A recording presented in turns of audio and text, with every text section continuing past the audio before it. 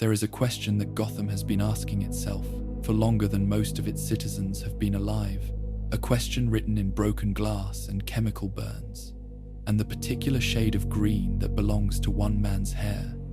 asked again every time the asylum doors open and the laughter begins echoing down corridors that were supposed to hold it forever. The question is not why Batman refuses to kill the Joker, though that refusal is part of it. The question is deeper and more troubling than that. Settle in now, close your eyes, and let us ask it together in the dark. Why has Batman never truly won? Before there was the Joker, there was a man,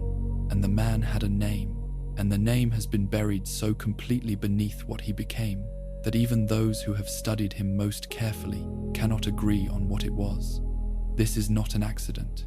The erasure of the name is itself a philosophical statement, the first joke in an endless series.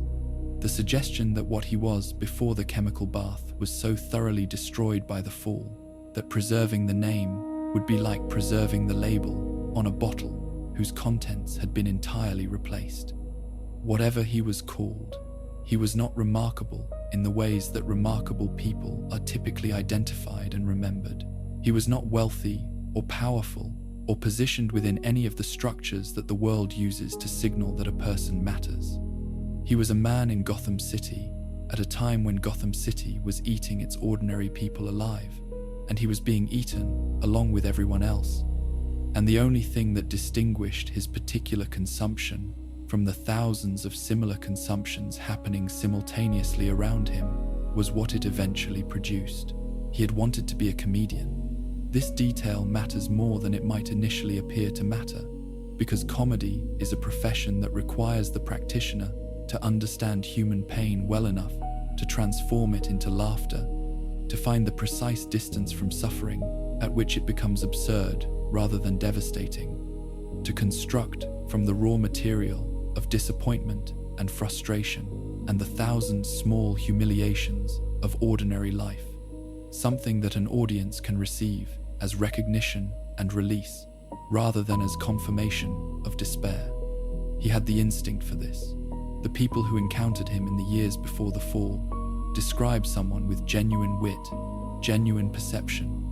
a way of seeing the gap between what human life promises and what it delivers that could have made him a distinctive voice in the tradition of comedians who use laughter as a way of telling hard truths. The instinct was real. The audiences were not. The clubs he played were small, and the crowds were thin, and the laughter he generated was insufficient to sustain a life on, insufficient even to sustain the hope that a life in comedy was possible. The gap between his perception of his own ability and the world's willingness to compensate him for it being one of those specific modern cruelties that the pre-war world, or in this case Gotham's version of a corrupt and indifferent city, produces with factory efficiency. He was not the only person in Gotham with more talent than opportunity. He was not even unusual in this specific failure, the failure of a person who was genuinely capable of something, to find a world organized to reward that capability. Gotham had thousands of such people, and it was largely indifferent to all of them. Its attention concentrated on those who had already converted talent into capital through whatever combination of luck and inheritance, and the right connections at the right moment had made that conversion possible for them. Genie changed the stakes of his failure from personal to familial, which is the specific way that love, in a precarious economic position, transforms ordinary anxiety into something with sharper edges. She believed in him with the particular generosity of someone who has chosen to attach her own future to another person's dream, and has therefore invested that dream with a significance that her own rational assessment of the odds might not have supported. Her belief was not naive exactly, but it was loving, which sometimes amounts to the same thing. The willingness to see possibility where probability suggests something else, to extend to the person you have chosen the same charity that you would hope they would extend to you in the moments when your own prospects looked uncertain. They were going to have a child. This is the detail that sits at the center of everything that follows. The specific weight that Jeannie's pregnancy added to a situation that was already heavy with the pressure of financial failure and diminishing options. The knowledge that the consequences of his inadequacy were no longer limited to himself, but would extend to someone who had not yet been born and had not yet had the opportunity to make any choices about the world they were entering. The decision to involve himself with the criminals who wanted access to the Ace Chemicals plant was not a decision he made easily or quickly or with anything approaching enthusiasm. He was not a criminal by nature or inclination. He was not someone who had previously operated outside the boundaries of the law, or who had a philosophy that justified doing so. He was a man who had run out of the options that the law provided and who had concluded, after sufficient desperation, that one night's proximity to criminal activity was acceptable when the alternative was the continuation of a poverty that had stopped feeling temporary and had started feeling permanent. The men who recruited him were explicit that he would not need to participate in the robbery itself, only to guide them through the plant's layout, using his knowledge of the facility from a previous period of legitimate employment to serve as a map rather than as a participant in whatever violence the robbery might require. This distinction mattered to him enormously at the time. It would cease to matter very quickly. He tried to withdraw when Jeannie died. This moment deserves its full weight and cannot be passed over too quickly if the transformation that follows is to make the kind of sense that tragedy requires, rather than the kind of sense that simply assigns the label of madness to something more complicated than madness. She died in a household accident involving a defective product in their home, an ordinary domestic catastrophe of the kind that the pre-war world and Gotham's version of it produced with the same factory efficiency that it produced every other form of suffering for the people who could not afford to insulate themselves from the world's sharper edges. She died before the robbery. She died while he was already committed to the criminals in ways that had seemed harmless and had become entangling. And she died carrying their child, and both of the futures he had been sustaining himself with, the comedy career and the family, were gone within a period of time so compressed that his capacity for processing loss was simply overwhelmed before it could begin to function. He told them he was out.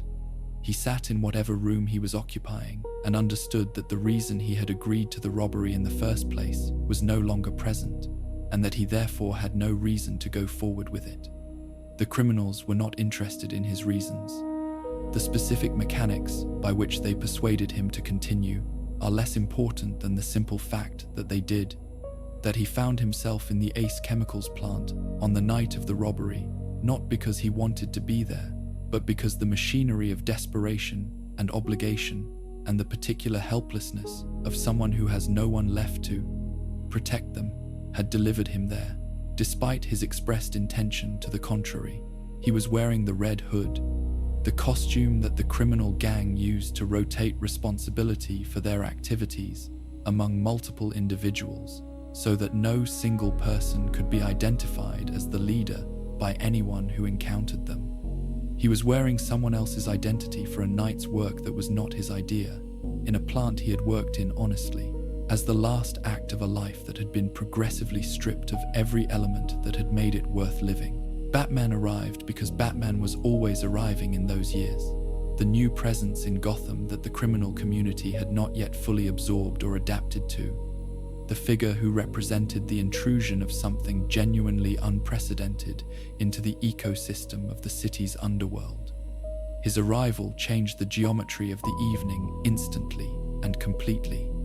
The criminals who had recruited the Red Hood made their own decisions about what Batman's arrival meant for their safety and their freedom, and those decisions did not include staying to help a man they had recruited for one night's use.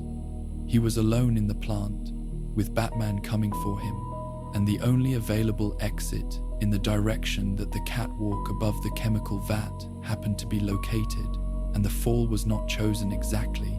but it was not entirely unchosen either. The desperate movement of a man trying to escape a situation he had never wanted to be in, ending in the only way that the plant's specific architecture permitted. The chemicals did something to his body that the subsequent decades of analysis by both the Gotham medical establishment and the Batman's own research, have never been entirely able to specify. The precise composition of the vat varies in different accounts.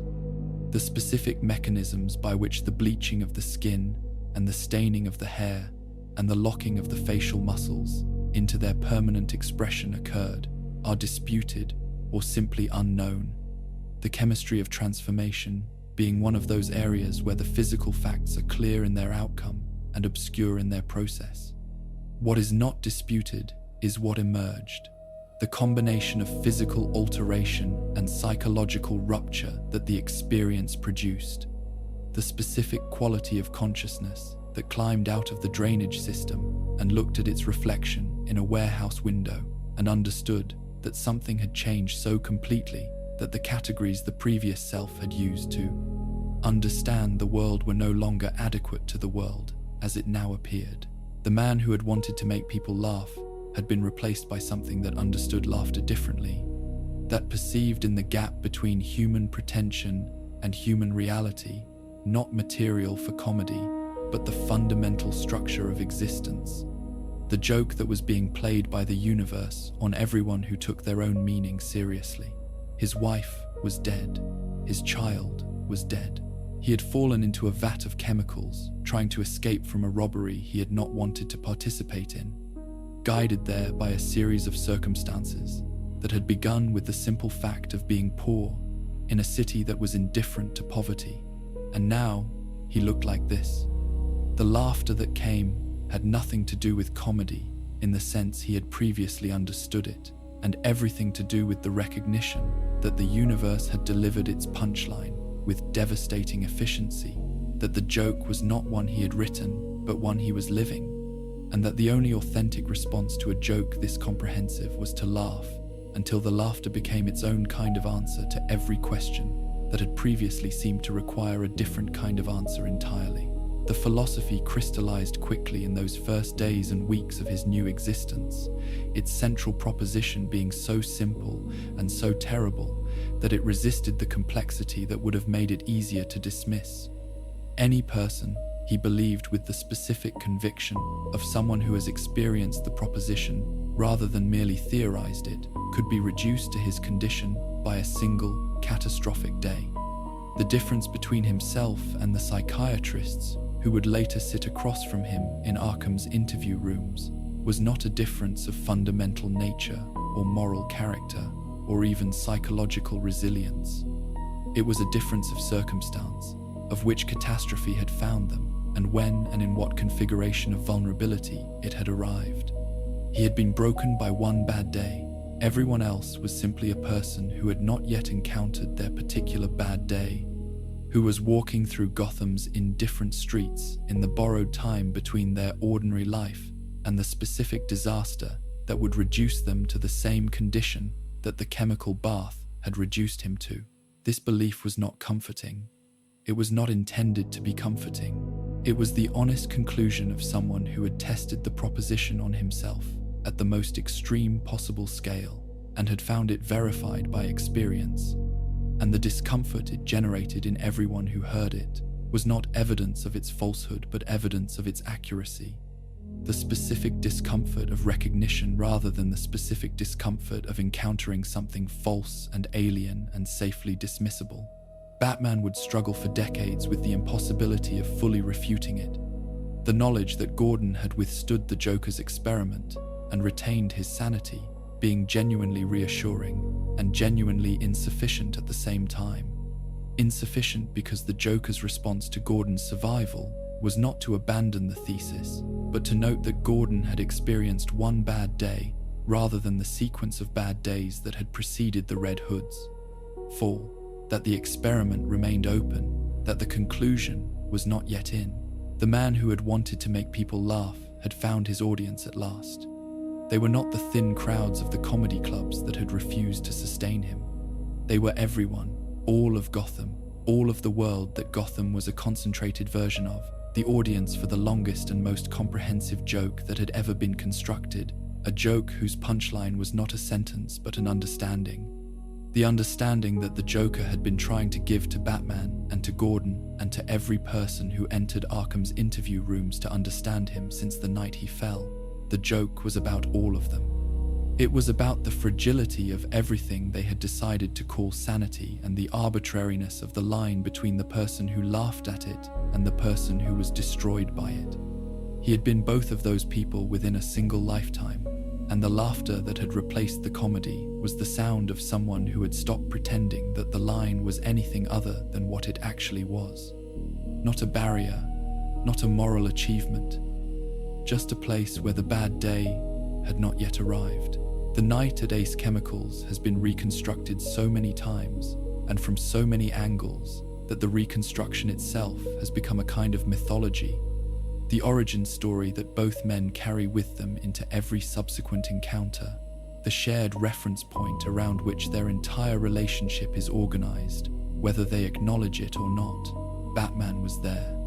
The Joker, in whatever form he existed before the chemical bath completed its work, was there. The plant was there, with its catwalks and its vats, and its particular smell of industrial processes operating at the boundary between chemistry and something less easily categorized. And the night was there, with its darkness and its rain, because Gotham rains on significant occasions with the consistency of a city that understands its own dramatic requirements. What happened in that plant in those specific minutes is simultaneously the most documented and the least understood event in the history of their relationship, the physical facts being recoverable, and the interior experience of the man who fell into the vat being available only through the subsequent testimony of someone whose reliability as a narrator of his own past,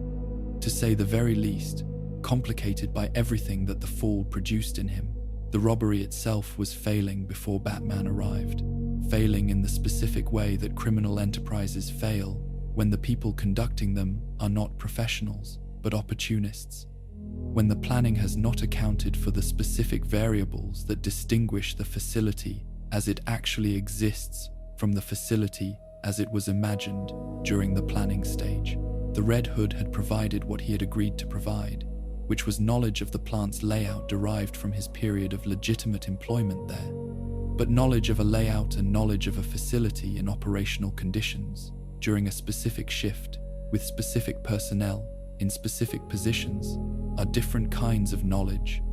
and the gap between them was becoming apparent in the specific way that gaps between criminal planning and criminal reality tend to become apparent through resistance that had not been anticipated and complications that the plan had no procedure for addressing. He was not equipped to help with this. He was wearing a costume that made him a symbol of criminal leadership and experiencing none of the authority that the costume was supposed to convey. A man in a borrowed identity performing a role that had never been his, surrounded by professionals, in a limited sense, who had already concluded that the evening was not proceeding according to expectations, and who had not yet arrived at the question of what to do about the person they had brought along as a guide. Batman's arrival transformed the already deteriorating situation into something that moved faster than any of the participants could process.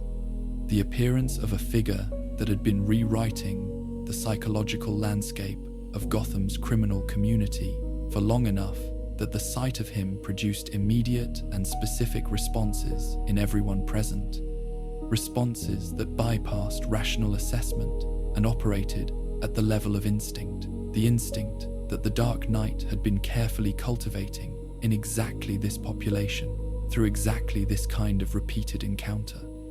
The criminals ran in the way that criminals run when they encounter Batman, and have not yet developed the specific adaptations that extended exposure to his methods eventually produces, which is to say, they ran without coordination and without concern for anyone who was not themselves, the social contract of their brief criminal association dissolving instantly in the specific solvent of the fear that Batman's appearance generated.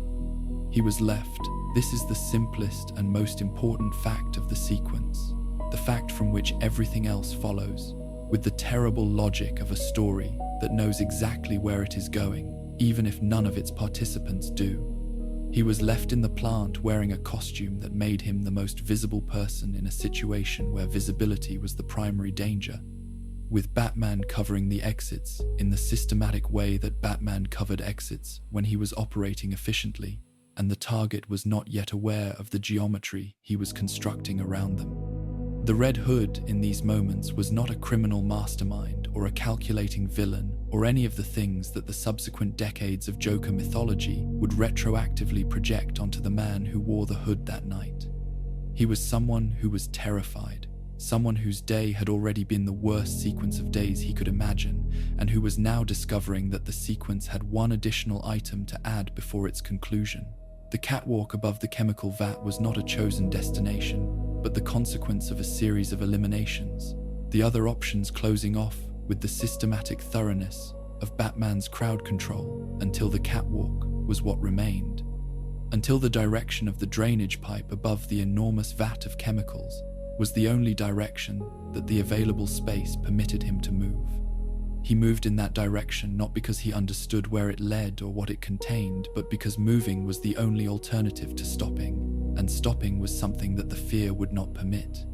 The railing gave way, or he went over it, or the specific physics of the moment combined with the specific architecture of the plant to produce a result that no one who was present has ever been willing to describe with complete certainty, the accounts varying in ways that suggest either genuine uncertainty about what happened or deliberate ambiguity about which version of events serves which narrative purposes better. The fall was not long in the physical sense. The distance between the catwalk and the surface of the chemical vat was measurable in feet, rather than in the kind of drop that produces the specific serenity that people report experiencing in genuinely terminal falls. The long enough fall in which the body has time to move through fear into something on the other side of it. It was long enough to understand that it was happening, and not long enough to understand what it meant, which is perhaps the specific quality of duration that produces the kind of psychological rupture that the chemicals completed. He hit the surface, and the surface took him, and the chemicals did what the chemicals did, and what they did to the body is documented in the subsequent physical evidence, and what they did to the mind is documented only in everything that followed, in the decades of behavior that the man who emerged from the drainage system subsequently produced as the ongoing record of what the experience had meant to him. The specific psychic quality of those hours between falling and emerging is something that the Joker has described in fragments across many years of conversations and performances and therapeutic sessions in which the performance and the conversation were impossible to distinguish from each other, the descriptions varying in ways that reflect the specific audience he was performing for, rather than representing a consistent memory that remained stable across time. What the fragments share is the quality of a fundamental reorientation, not the experience of going mad in the sense of losing coherence or the capacity for thought, but the experience of the cognitive framework through which reality had previously been organized, dissolving and being replaced by a different framework, one that made different assumptions about what was fundamental and what was constructed, what was necessary and what was arbitrary, what deserved to be taken seriously and what deserved to be greeted with the specific laughter that acknowledges a joke rather than the specific seriousness that treats a performance as reality. He emerged into a world that looked the same and felt entirely different. The specific perceptual quality of that difference being something that language approaches only approximately, and that the rictus smile the chemicals had locked onto his face communicated more efficiently than words could have managed, the expression being not a mask over the interior experience but its authentic external form, the face that the experience had made, rather than a face that had been chosen to represent it. The warehouse window that showed him his reflection showed him something that the previous self would have found horrifying and that the emerged self found clarifying. The gap between those two responses being the gap between who he had been and what he had become, the gap being precisely the distance that the fall had traversed in whatever time the chemicals had taken to complete their work. The philosophy did not arrive as a system with premises and conclusions arranged in logical sequence. It arrived as an apprehension, a direct perception of something that had always been true, and that the experience of the fall had made visible in the way that certain kinds of suffering make visible things that were always present, but that ordinary life's comfortable opacity concealed. The thing that the fall had made visible was the arbitrary nature of the line between his condition and the condition of every person who had not fallen into a chemical vat. The recognition that the difference was one of circumstance rather than of fundamental character, that the same person who had been walking toward a comedy career and a family and all the modest, ordinary hopes that modest, ordinary lives sustain could be walking toward the complete dissolution of all those things through a sequence of events that required no particular moral failure on his part, only the specific bad luck of being poor in Gotham, at a time when Gotham's indifference to poverty was operating at full efficiency. The one bad day proposition, as it would come to be understood through the subsequent decades of his expression of it, was not a discovery he had made intellectually, but a discovery he had made experientially, had made with his body and his grief, and the specific sequence of losses that had preceded the fall, which is the specific kind of knowing that resists the corrections that intellectual counterargument can apply to purely intellectual positions. You can argue someone out of a position they arrived at through reasoning. You cannot as easily argue someone out of a position they arrived at through losing their wife and their child and their last legitimate option in a single compressed sequence, and then falling into a chemical vat while wearing someone else's costume. The knowing was too deep for the argument to reach it, too embedded in the specific texture of what had happened to be dislodged by the theoretical possibility that things might have gone differently, that a different configuration of circumstances might have produced a different outcome. The circumstances had been what they had been. The outcome was standing in a warehouse, looking at its reflection and understanding that the laughter was the only honest response to what the universe had just demonstrated. Batman would spend decades attempting to refute this proposition through the evidence of his own existence, through the argument that his own bad day, the night in Crime Alley that was arguably worse in its direct personal devastation than anything the Red Hood had experienced,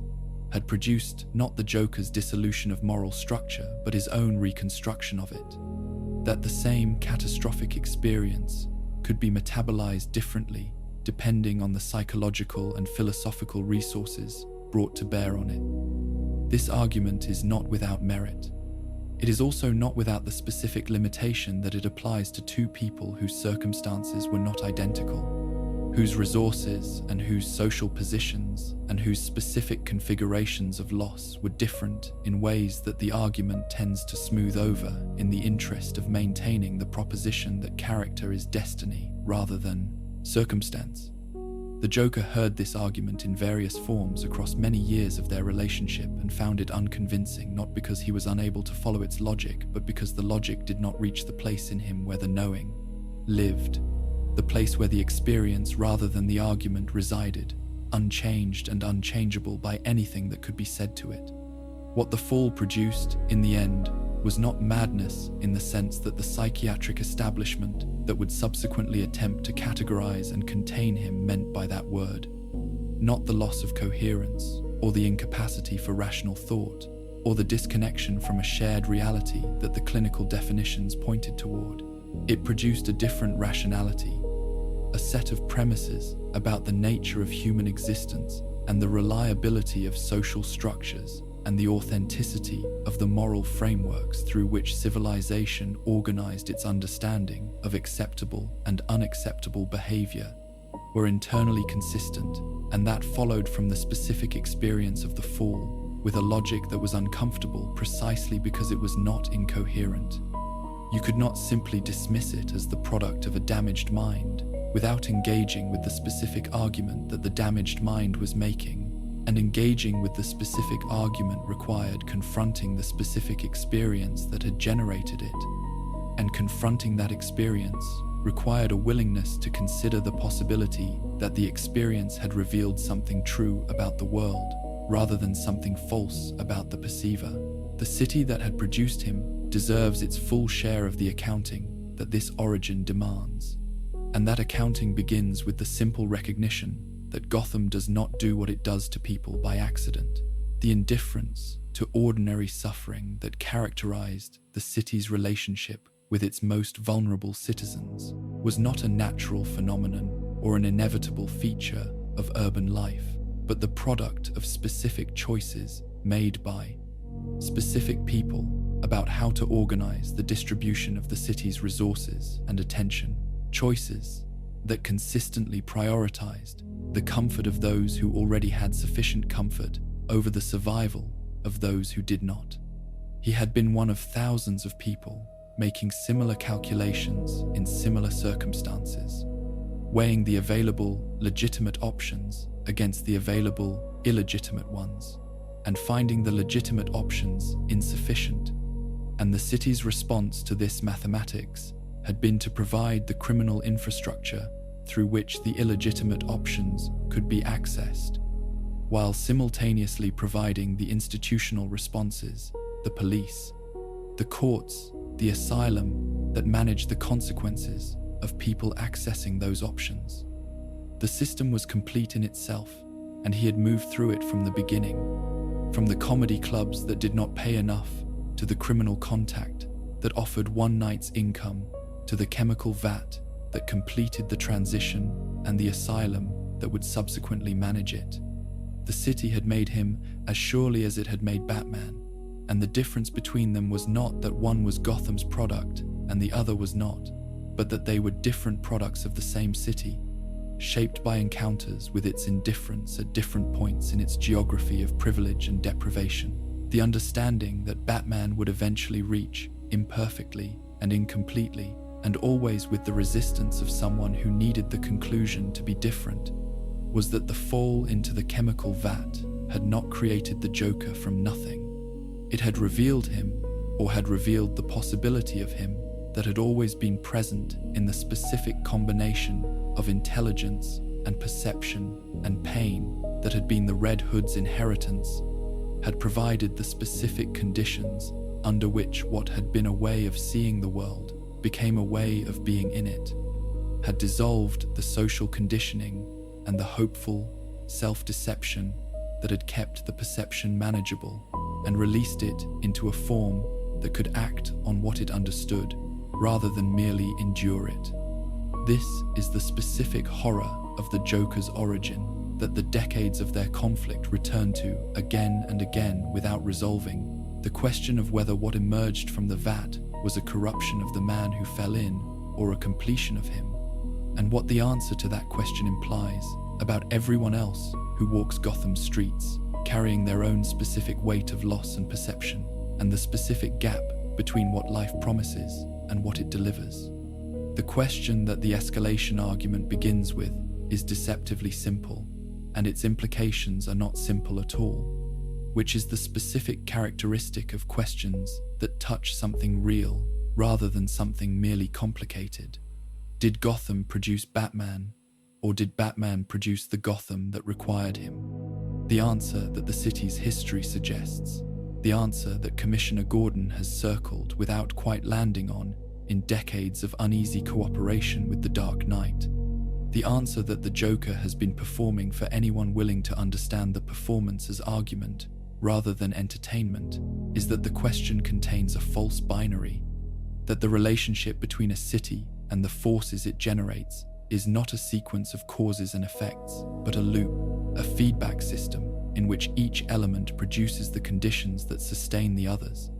and that understanding this loop is the beginning of understanding why the conflict at the center of Gotham's history cannot be resolved by defeating any of its participants. Batman came to Gotham as Bruce Wayne returning from his decade of preparation,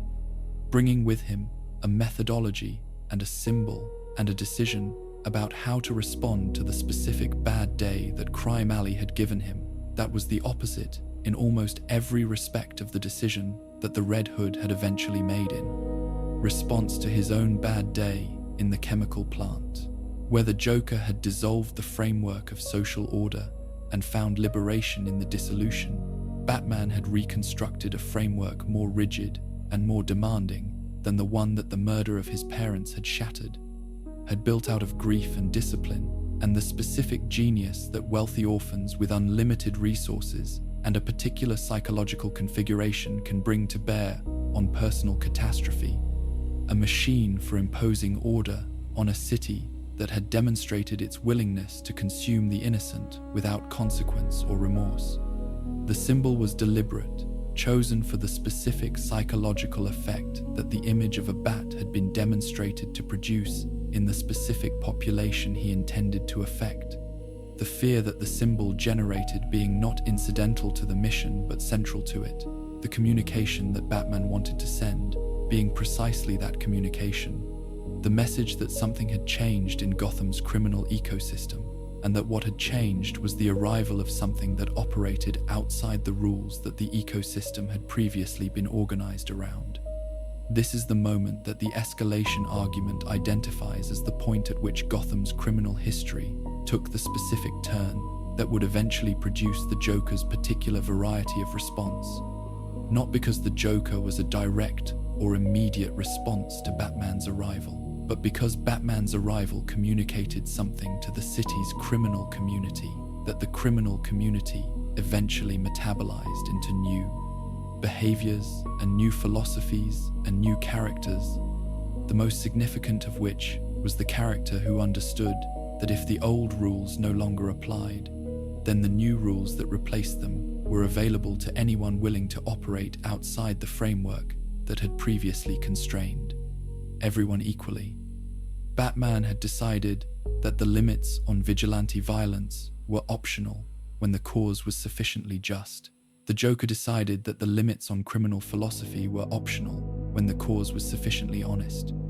The symmetry is not coincidental, and it is not comfortable, and it is one of the things that the Batman has never been entirely able to look at directly, because looking at it directly requires acknowledging a causality that his preferred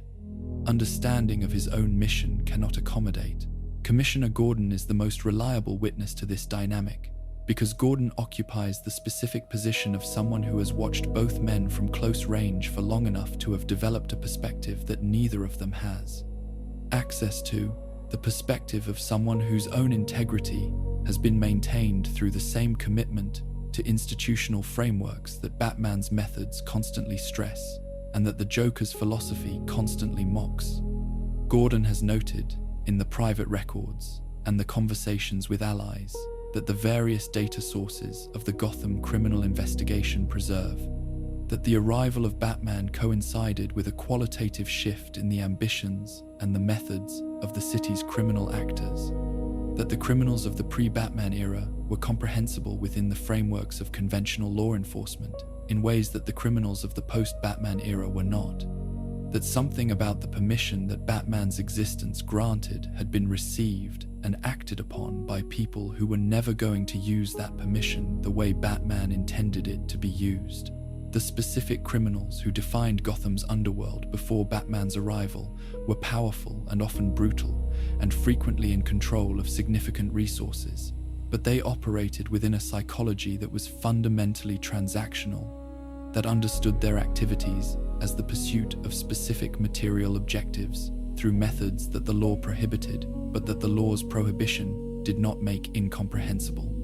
They wanted money and power and the specific securities that money and power provide, and they pursued these things through violence and corruption and the exploitation of the city's institutional failures. And the pursuit was ruthless, but it was legible. It was the kind of ruthless legibility that conventional law enforcement could develop tactics to address, even if those tactics were frequently insufficient. Batman changed the stakes of the game by demonstrating that someone could operate outside the conventional framework and achieve outcomes that the conventional framework could not match. And this demonstration was received by the city's most perceptive criminal minds as an invitation to develop their own frameworks for operating outside the conventional, to find their own answers to the question of what became possible when you decided that the rules were optional. The Joker was the most complete answer that question produced. The criminal philosophy that followed Batman's logic to its furthest conclusion and then continued past that conclusion into territory that the logic itself had not anticipated. If Batman could decide that the protection of the innocent justified operating outside the law's constraints, then by what principle did he claim that this logic applied only to him and not to anyone else who could construct a sufficiently compelling reason for their own extra-legal activities? The Joker's answer to this question was that Batman had no such principle, that the claim to special exemption was precisely the kind of arbitrary distinction that the chemical bath had burned away from his own perception, that the rules were either binding on everyone or binding on no one, and that Batman's existence proved they were binding on no one, which meant that the Joker's own activities were as legitimate as Batman's own in the only framework that the Dark Knight's existence made available for assessment. This argument, which the Joker deploys with varying degrees of explicitness across their many encounters in the Arkham canon, is not simply provocation or performance, though it is also those things. It is a genuine philosophical position that follows from the specific logic of Batman's own existence, and it is the position that Batman has the most difficulty responding to,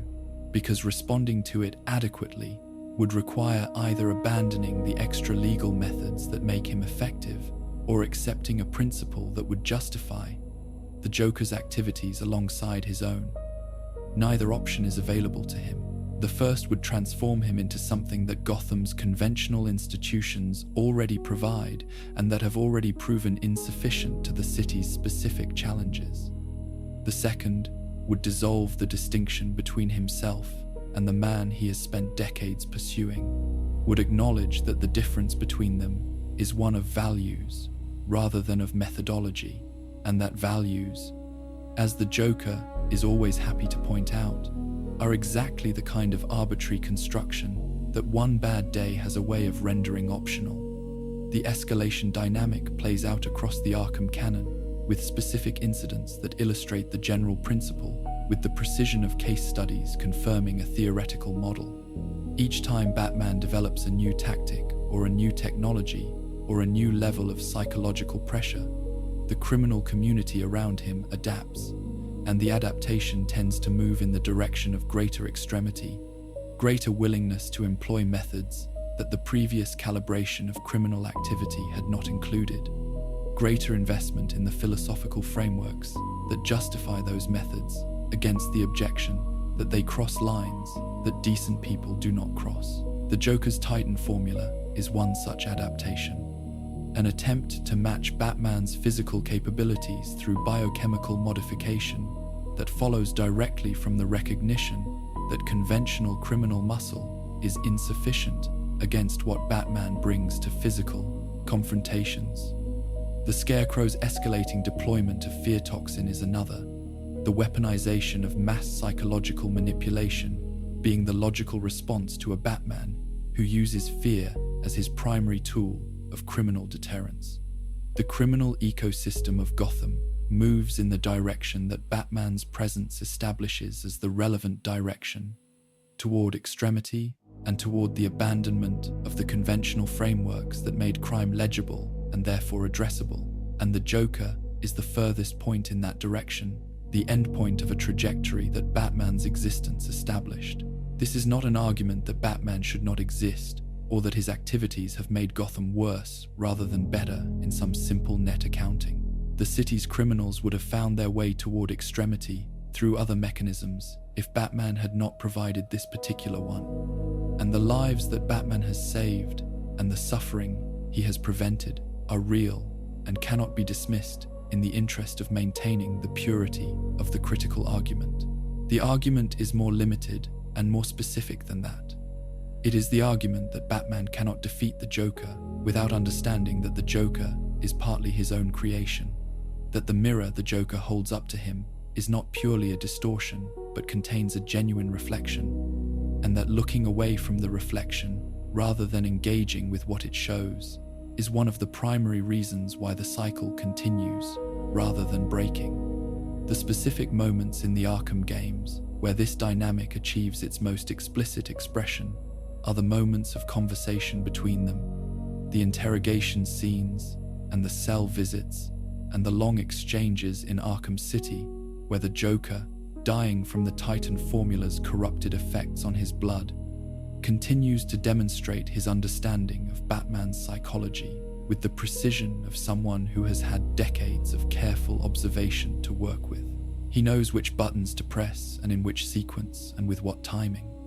He knows because he has been studying Batman with the specific intensity of someone whose own sense of purpose is organized around the project of understanding and ultimately revealing the truth about the Dark Knight that the Dark Knight himself refuses to acknowledge. The Joker understands Batman better than Batman understands himself, and this understanding is not incidental to his ability to avoid defeat, but central to it. The knowledge being the weapon that no physical confrontation can disarm, and no institutional confinement can contain. Arkham Asylum stands as Gotham's most significant institutional response to the problem that the Joker represents, and its repeated failure to contain him stands as the most eloquent available evidence that the institutional response is addressing a different problem than the one it has been presented with. The asylum was designed for a particular kind of patient, the person whose behavior is aberrant relative to shared social norms, and who requires treatment that will restore their relationship with those norms to something that allows them to function within the social framework, rather than outside it. This design assumes that the aberrant behavior reflects a failure of the internal mechanisms that usually maintain the relationship with social norms, that something has gone wrong in the patient's psychology, that treatment can correct by restoring the mechanisms to their proper function. The assumption is reasonable for most of the patients that psychiatric institutions encounter, and it is specifically and comprehensively wrong for the Joker, whose behavior is not aberrant relative to social norms because something has gone wrong in his psychology, but because his psychology is operating with complete efficiency in the service of a different set of premises about what social norms are and whether they deserve the relationship to them that the institution is trying to restore. You cannot treat a person for holding a philosophical position. The psychiatric framework does not have a procedure for this, has not developed one, because the situation it describes does not fit the model of illness and recovery that the framework was built around. The model that assumes the patient wants to return to something they have lost, rather than the model that confronts a patient who believes they have not lost anything but discovered something, who experiences the chemical transformation not as damage that treatment might repair, but as revelation that treatment can only obscure. The sessions that the Joker's various therapists at Arkham have conducted with him over the decades of his residence. There are not therapy in the clinical sense, but in the broader sense of a sustained engagement between two parties, who both understand that the conventional parameters of the therapeutic relationship do not apply, that what is being conducted in the interview room is a different kind of exchange than the one the institution is providing the room for. Dr. Harleen Quinzel represents the most catastrophic failure of the institutional framework's assumption that clinical training and professional distance provide protection against the specific dangers that the Joker presents to anyone who engages with him closely enough to understand him. Her training was real, and her clinical competence was genuine, and her professional intention when she began her sessions with the Joker was the intention of a therapist approaching a challenging case with the tools that her training had provided for exactly this kind of challenge. The tools were insufficient, not because they were poorly made or improperly applied, but because they had been designed for a different kind of challenge, for patients who were experiencing something as a problem, rather than for a patient who was experiencing everything as a revelation,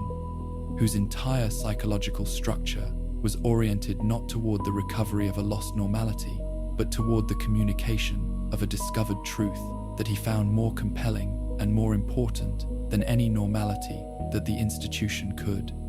offer as an alternative. The sessions proceeded through stages that the records at Arkham document with the specific clinical language of therapeutic progress and setback. The language obscuring more than it reveals about what was actually occurring in the interview room between the therapist who thought she was treating and the patient who was assessing. He was reading her in the same way that he read everyone, with the specific attentiveness of someone whose psychological survival had depended for decades on the accurate identification of other people's vulnerabilities, the places where their self-understanding was sufficiently inconsistent with their actual situation, that pressure applied at the right point would produce movement. He found what he was looking for in her, as he found it in everyone, because the thing he was looking for was not something unusual or rare, but something universal. The gap between the life a person believed they deserved and the life they were actually living. The specific unhappiness of someone whose abilities exceeded what her circumstances had rewarded, whose genuine intelligence and genuine ambition had been met with the institutional indifference that genuine intelligence and genuine ambition encounter in systems organized around credentials and connections rather than actual merit. The Joker did not seduce Harley Quinn in the conventional sense that the word suggests, did not deploy romantic manipulation as the primary mechanism of her transformation, though the romantic element was present and was real in the specific way that relationships formed in conditions of extreme psychological intimacy and power imbalance are real, which is to say, both genuine in their immediate texture and profoundly shaped by the asymmetry that produced them. What he deployed primarily was the philosophical seduction, the offer of a way of understanding her own situation that made the constraints she had accepted seem like choices she could unmake, that positioned the professional identity she had constructed with such effort and such care as a cage rather than an achievement, as the mechanism by which the world had contained her, rather than the mechanism by which she had made herself useful to it. The specific vulnerability he identified and pressed on was her relationship with her own intelligence, the specific frustration of someone smart enough to see the limitations of the systems she was operating within, but not yet willing to acknowledge that her participation in those systems was not compelled, but chosen, that she was staying inside the framework because the framework was comfortable rather than because the framework was right. He offered her the alternative that the chemical bath had offered him, not the chemical bath itself, but the philosophical equivalent of it, the recognition that the framework was optional, that the specific clarity about human nature that his experience had produced was available to her without requiring her to fall into anything, that she could choose to see what he saw without having to undergo what he had undergone to arrive at the seeing. This offer was seductive in the way that all offers of freedom are seductive to people who are experiencing constraint. And the specific quality of the seduction was that it was not entirely dishonest, that the seeing it offered was genuine, that the Joker's understanding of human nature and the arbitrariness of social convention contained real insight that the clinical training she had received had not provided, and that the interview sessions were actually conveying to her with a clarity and a force that her academic education had never managed. The asylum that failed to contain her transformation failed because it could not distinguish between the therapeutic process of a patient communicating his worldview to a therapist in the course of treatment and the genuinely dangerous process of a patient dismantling a therapist's professional identity and replacing it with something organized around his own philosophical framework, because the institutional framework had no category for this kind of transfer, no protocol for the situation in which the patient was more psychologically capable than the clinician and was using the therapeutic relationship as the vehicle for his own project rather than the institution's. The failure is not a failure of individual incompetence on the part of Arkham's clinical staff, though the case of Quinzel raises specific questions about the oversight that should have been applied to a junior therapist working alone with the institution's most dangerous patient. The failure is a failure of the institutional model itself, the model that assumes the therapeutic relationship flows in one direction, from the clinician who possesses the framework for understanding toward the patient who requires the application of that framework to their aberrant experience, and that cannot account for the patient who possesses a different and in certain respects more coherent framework than the clinician, and who is using the sessions to communicate that framework rather than to receive the institutions.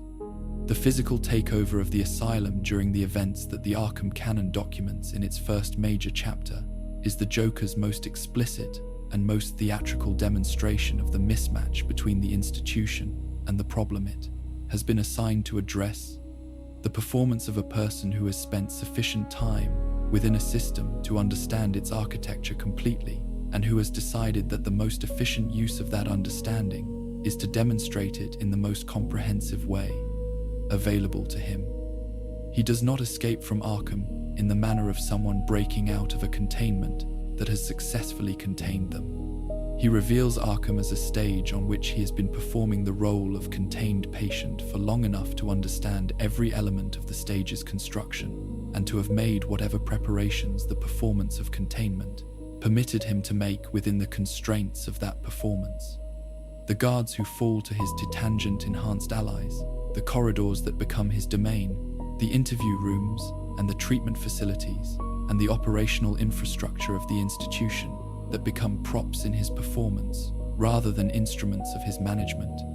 All of this represents not the failure of the institution to contain him, but the revelation of the institution's fundamental incapacity to contain something that has never been what the institution's operating model assumed it to be. Arkham was built to contain patients. The Joker is not a patient in the sense that the institution's framework requires, not a person experiencing aberrant behavior because something has gone wrong in their relationship with shared social norms, but a philosopher in the specific and terrible sense of someone who has thought their way to a genuine position about the nature of those norms, and who experiences the institution's attempts to restore his relationship with them as a category error, as profound as attempting to cure someone of the beliefs that their specific experience has actually verified. This is why containment, however sophisticated the institution and however comprehensive the security measures, cannot constitute a defeat. The Joker in his cell at Arkham is not defeated but patient, not overcome but waiting, not restored to social functioning but performing social dysfunction, for an audience that includes the entire institutional apparatus surrounding him,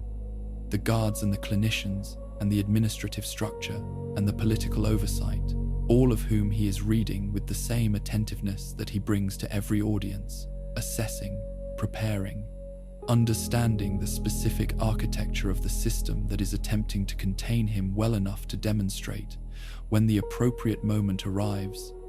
that the containment was always a performance that he was giving rather than a reality that was being imposed upon him. The demonstration, when it comes, is always the same demonstration, always the proof of the same proposition, always the evidence that the institution was addressing a problem it did not understand with tools designed for a different problem entirely, and that the man it thought it was containing had been studying the institution with more precision and more patience than the institution had ever managed to apply to him. The experiment that the Joker conducted against Commissioner Gordon was not spontaneous, was not the expression of an impulse that arrived without preparation and was acted upon without calculation, was not the kind of violence that even the most sophisticated analysis of criminal psychology tends to reach for first when trying to explain acts of this specific character and this specific targeting. It was designed. It was designed with the precision and the patience of someone who had been developing its central thesis for long enough that the thesis had acquired the specific solidity of a conviction that wants testing, that has been held in theoretical form for so long that the theorist has become unable to continue holding it theoretically and has arrived at the necessity of empirical verification, the necessity of knowing rather than believing, of demonstrating rather than proposing, of having the result rather than the argument. The Joker wanted to know if he was right, not in the way that people want to know things they can look up or things they can reason their way to, but in the way that the only available means of knowing requires doing something that cannot be undone, requires conducting an experiment on a population that has not consented to being experimented upon, requires accepting that the knowledge, if it arrives,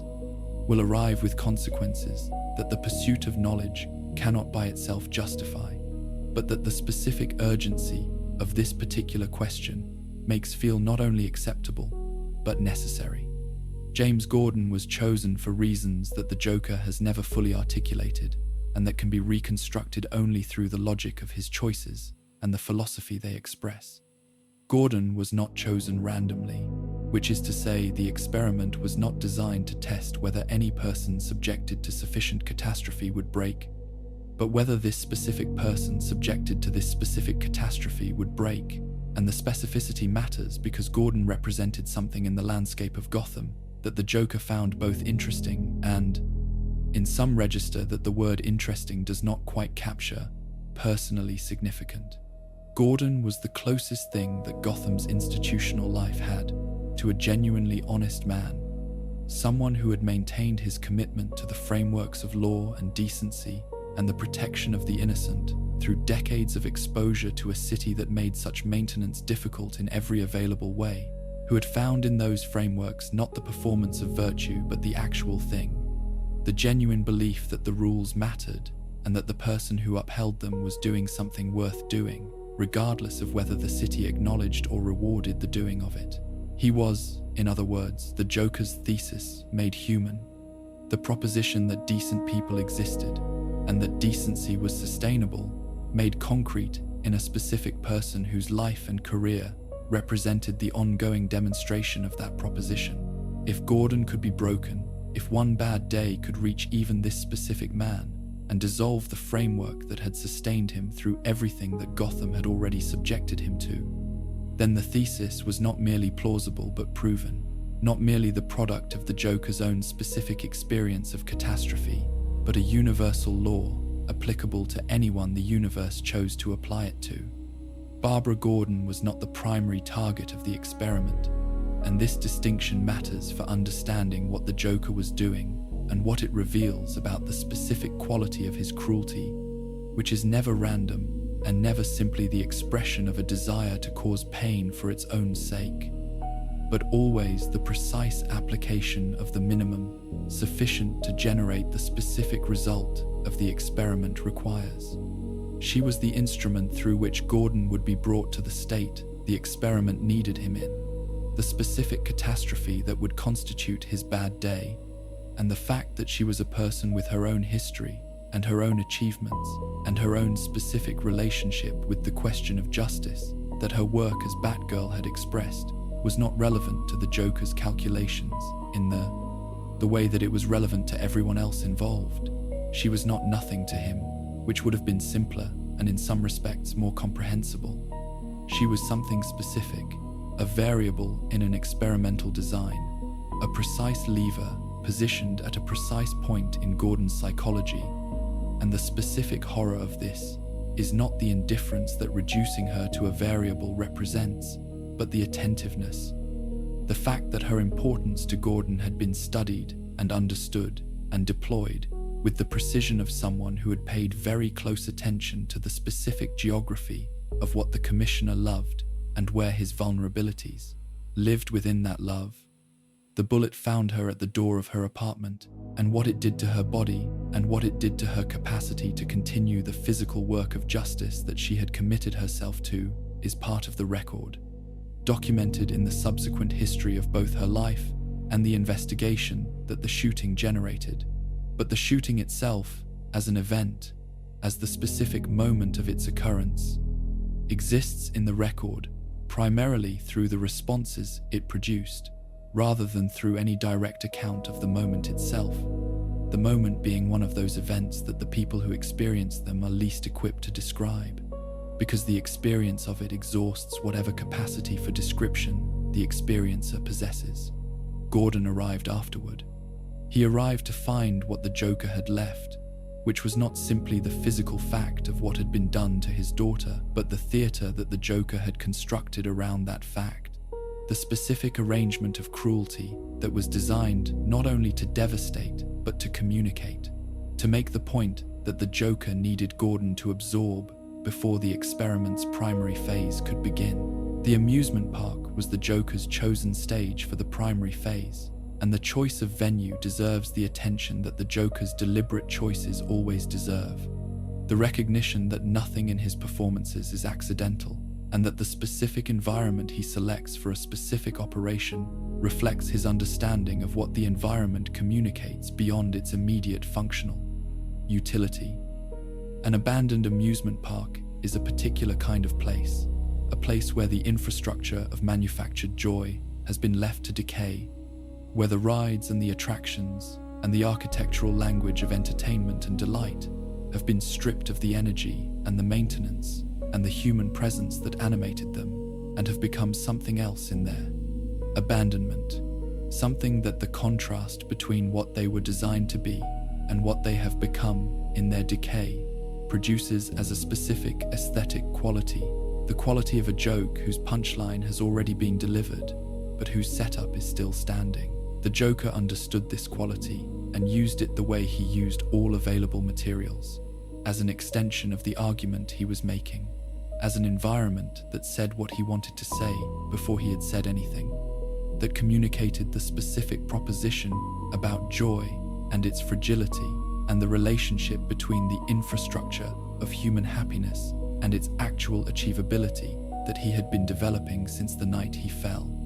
He subjected Gordon to what the records describe in clinical language, that the language itself was designed to smooth the edges of, to make the experience fit within categories that existing frameworks could accommodate, and that could be documented in institutional records, without requiring the institutional language to acknowledge that it was being used to describe something that exceeded its capacity for accurate description. Gordon was tortured, psychologically if not primarily physically, in the specific way that the Joker's approach to the production of suffering tends to operate, through the precise targeting of the things that matter most, rather than through the generalized application of pain that makes no distinction between what it touches. The photographs were part of this, the specific instrument through which Barbara's shooting was made, not merely a past event that Gordon knew had happened, but a present experience that he was forced to inhabit repeatedly. Each image, a renewal of the moment that the Joker needed to remain immediate and raw, rather than becoming the processed grief that time and distance begin to convert devastating experience into. He wanted Gordon to be in the moment, not remembering it but inside it, not having survived it but surviving it in the continuous present tense that the experiment required. Gordon survived. This is the fact that everything else about the experiment must be understood in relation to the result that the Joker received at the end of the process he had so carefully designed and so specifically targeted and so deliberately conducted. Gordon survived with his sanity intact, with his commitment to the frameworks of law and decency and the protection of the innocent, not dissolved by the catastrophe that had been applied to it, but present, battered and grief-heavy, and marked in ways that would not be fully visible for years, but present, recognizably the same Gordon who had entered the experiment, demonstrating by his survival a proposition that contradicted the one the experiment had been designed to prove. The Joker's response to this result tells us more about the specific nature of his philosophy and the specific nature of his relationship with Batman than the result itself, because his response was not the response of someone who has been shown that their central proposition was wrong and who must now revise their understanding of the world in light of the disconfirming evidence. It was the response of someone who has received a result that the theory can accommodate without abandoning its central claim, who has decided that the disconfirmation is apparent rather than real, that Gordon had not received a sufficient bad day, rather than that bad days were insufficient to produce the predicted result. The experiment was not over. The experiment was never over. This is perhaps the most important thing to understand about the Joker's relationship with the empirical project he has been conducting since the night he fell, that it is designed in such a way that no single result can close it, that both confirmation and disconfirmation can be absorbed by the theoretical framework without threatening the framework's central proposition. Because the framework was not built to be testable in the conventional scientific sense, but to be experienced, to be lived, to be the ongoing orientation toward human nature that the fall had produced, and that no result from any subsequent experiment could undo, because the foundation of the framework was not the experiments, but the original experience that had generated it. Batman came to him at the end of the evening with the offer that the offer represents, an offer to help him, to get him help, to return him to something that the Batman's framework described as better than what he was. This offer is one of the most discussed moments in the entire chronicle of their relationship, debated by those who study it with the same intensity that the Joker brings to the study of Batman, argued over in terms of what it reveals about Batman's psychology and what it reveals about the nature of their relationship, and what the Joker's response to it reveals about the impossibility of the outcome that the offer proposed. The offer was genuine in the specific sense that Batman's offers tend to be genuine, not as performance or manipulation, but as the sincere expression of a belief that recovery was possible for anyone, that the person who had entered the chemical vat was still present, somewhere beneath everything that the chemical vat had produced, accessible if the right intervention could be applied with sufficient skill and sufficient care. The offer was also structurally impossible in the specific sense that it required the Joker to understand his current condition as a problem to be solved rather than a truth to be communicated, to experience the framework the chemical bath had given him as damage rather than as revelation, to want to return to something he had left rather than to continue towards something he was approaching. He told a joke instead. The joke about two men in an asylum, the one about the beam of light that one could cross on a bicycle while the other recognized the danger of trusting the light to remain when the situation changed. The joke told Batman that the Joker understood the offer for what it was and had assessed it accurately and had decided that its premise was wrong. Not that it was insincere, but that it was built on a misunderstanding of the situation so fundamental that accepting it would have required him to abandon the truth that the fall had given him in favor of a return to the framework of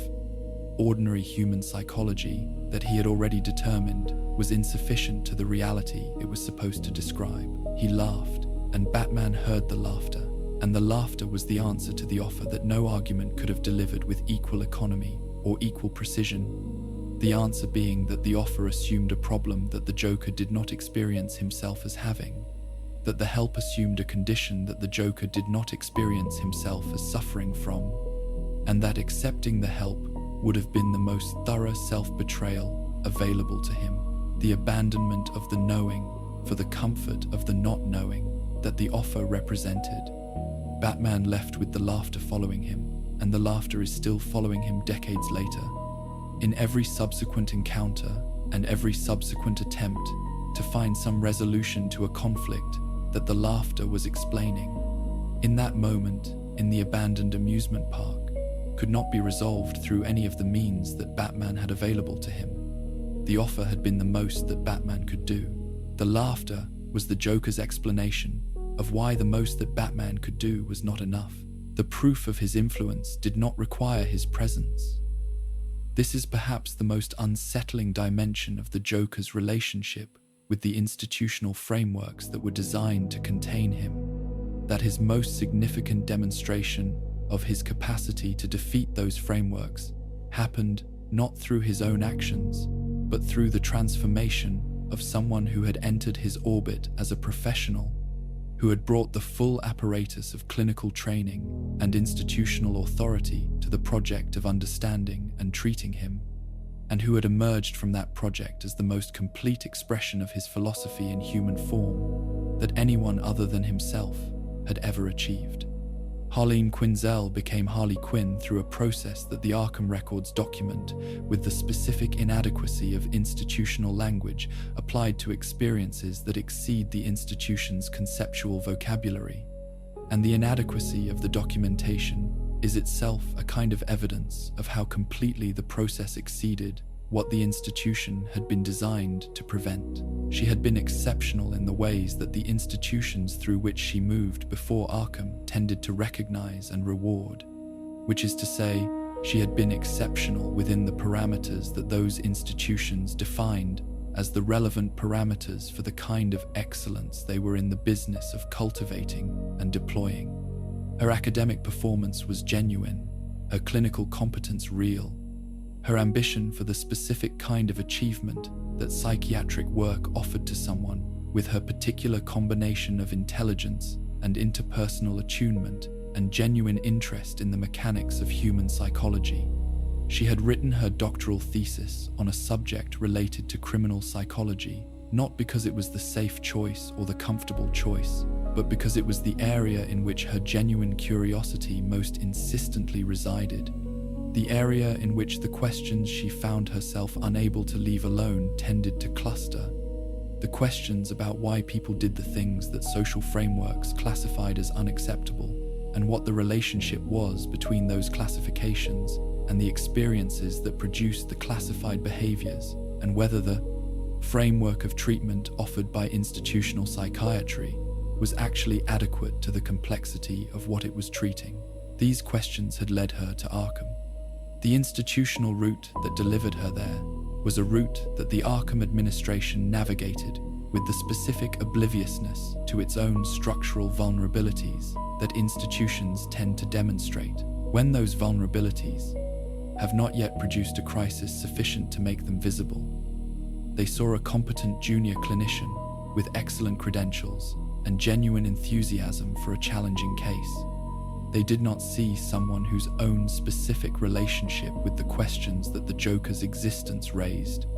the questions about the adequacy of institutional frameworks and the arbitrariness of the line between sanity and its absence,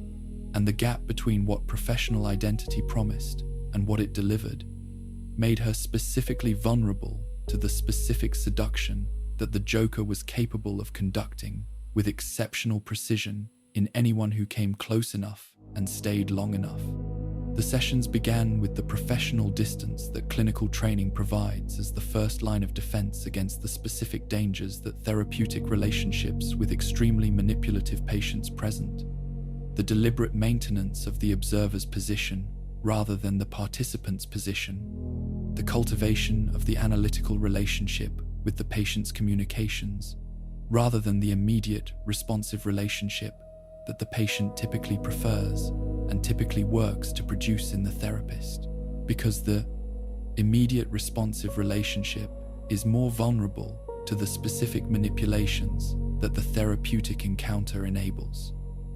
She maintained this distance for longer than many of her predecessors had managed,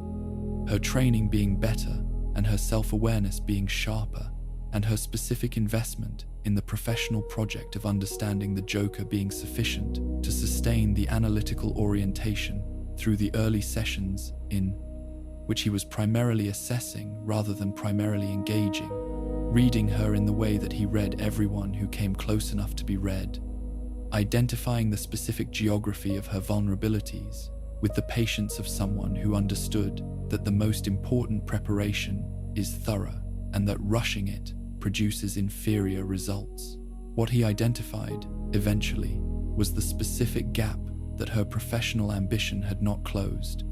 the distance between the significance that she believed her work had and the recognition that the institutional framework surrounding that work was actually providing for it. She was doing extraordinary things in those interview rooms, accumulating insight and understanding about one of the most significant and most comprehensively mysterious figures in Gotham's criminal history, developing a clinical understanding of the Joker's psychology that exceeded anything that any previous clinician had managed to develop, and the institutional response to this achievement was the institutional response that bureaucratic structures tend to produce for work that is happening in rooms that the bureaucracy cannot easily supervise, which is to say no response at all. The indifference of a system that rewards visible compliance with procedural requirements more reliably than it rewards invisible intellectual achievement in unpredictable settings. The gap between what she was doing and what the institution acknowledged her as doing was real. and it was painful, in the specific way that gaps between deserved recognition and received recognition are painful to people for whom the work is genuine rather than performed. He pressed on this gap with the precision of someone who had located the exact point at which the structure was weakest, not through crude flattery or obvious manipulation, but through the more sophisticated mechanism of genuine recognition. The specific experience of being seen accurately by someone whose capacity for accurate seeing she had already had sufficient evidence to respect. He understood what she was doing, and he communicated that understanding in the specific way that understanding communicates itself when it is real rather than performed, through the specificity of the references and the precision of the observations and the quality of attention that genuine understanding produces in its expression. Being understood by the Joker was not comfortable. It was not designed to be comfortable. It was designed to be true, and the truth of it was its seductive power. The specific seductive power of accurate recognition that has been withheld by the institutional context and is suddenly available from an unexpected source in an unexpected form. The worldview that accompanied the recognition was introduced gradually, with the patience that the Joker brought to all of his most significant projects, each session adding another element to a framework that was being assembled in her perception over time. Not through argument exactly, but through the accumulation of observations about the world she was navigating that resonated with her own observations about that world in ways that she found increasingly difficult to dismiss. The observations about institutional frameworks and their relationship to the people they claimed to serve. The observations about the gap between the language of professional purpose and the reality of what institutional structures actually rewarded and punished. The observations about the specific quality of constraint that professional identity imposed on the person who inhabited it, the ways in which the identity required the suppression of the perceptions and the responses that the identity's framework classified as unprofessional, which sometimes aligned with perceptions and responses that were simply more honest than the professional framework had room for. She did not transform instantly. The process was long, and its stages were not always visible to her as stages. The specific mechanism of the transformation being that each individual movement along the path was small enough that the distance traveled was not apparent until the cumulative distance became impossible to deny. And by the time the cumulative distance was impossible to deny, the person doing the denying was already significantly different from the person who had entered the first session with the professional distance intact and the clinical orientation dominant. The framework of her professional identity did not dissolve exactly, but it was recontextualized, repositioned within a larger framework that the sessions had been constructing, one in which the professional identity was visible as a cage rather than an achievement, as the specific form that the institutional world's containment of her particular capabilities and perceptions had taken, and the recognition of it as a cage produced in her. The specific experience that recognition of one's own containment tends to produce in people of sufficient intelligence and sufficient genuine frustration with the gap between their capabilities and their circumstances, which is the experience of wanting to be outside the cage rather than inside it. The specific form that her emergence from the cage took was the form that the Joker's philosophy had prepared for her. The Harley Quinn who dressed and spoke and moved in ways that expressed the liberation she had experienced as liberation, rather than as the corruption that the institutional framework she had exited would have classified it as. The playfulness was real as the violence that accompanied it, both of them expressions of someone who had accepted the Joker's central proposition that the rules were arbitrary and that the person who accepted their arbitrariness was freer than the person who maintained the performance of their farce. Necessity. The freedom she experienced was genuine in the way that the Joker's own post-fall freedom was genuine, which is to say it was real as an experience of her psychology, even as it was catastrophically damaging to everyone who encountered its expression in the form of the choices it generated. What she represented, in the landscape of the Batman-Joker conflict, and in the specific context of the institutional failures that the conflict repeatedly exposes, was the proof that the Joker's influence did not require his physical presence in the world, but could propagate through the people who had been sufficiently close to him and sufficiently vulnerable to his specific mode of seduction. That the philosophy could be transmitted from person to person the way that certain ideas propagate through populations. Not through deliberate teaching, exactly, but through the specific quality of exposure that changes the person who is exposed, in ways that the changed person then expresses in their behavior and their choices and their own subsequent interactions with other people. She became a vector for the Joker's ideas in the world, carrying his framework into situations that his own incarceration or his own death would otherwise have removed his access to, demonstrating through her continued existence and continued activity that defeating the Joker, if defeating him meant eliminating his influence on the world,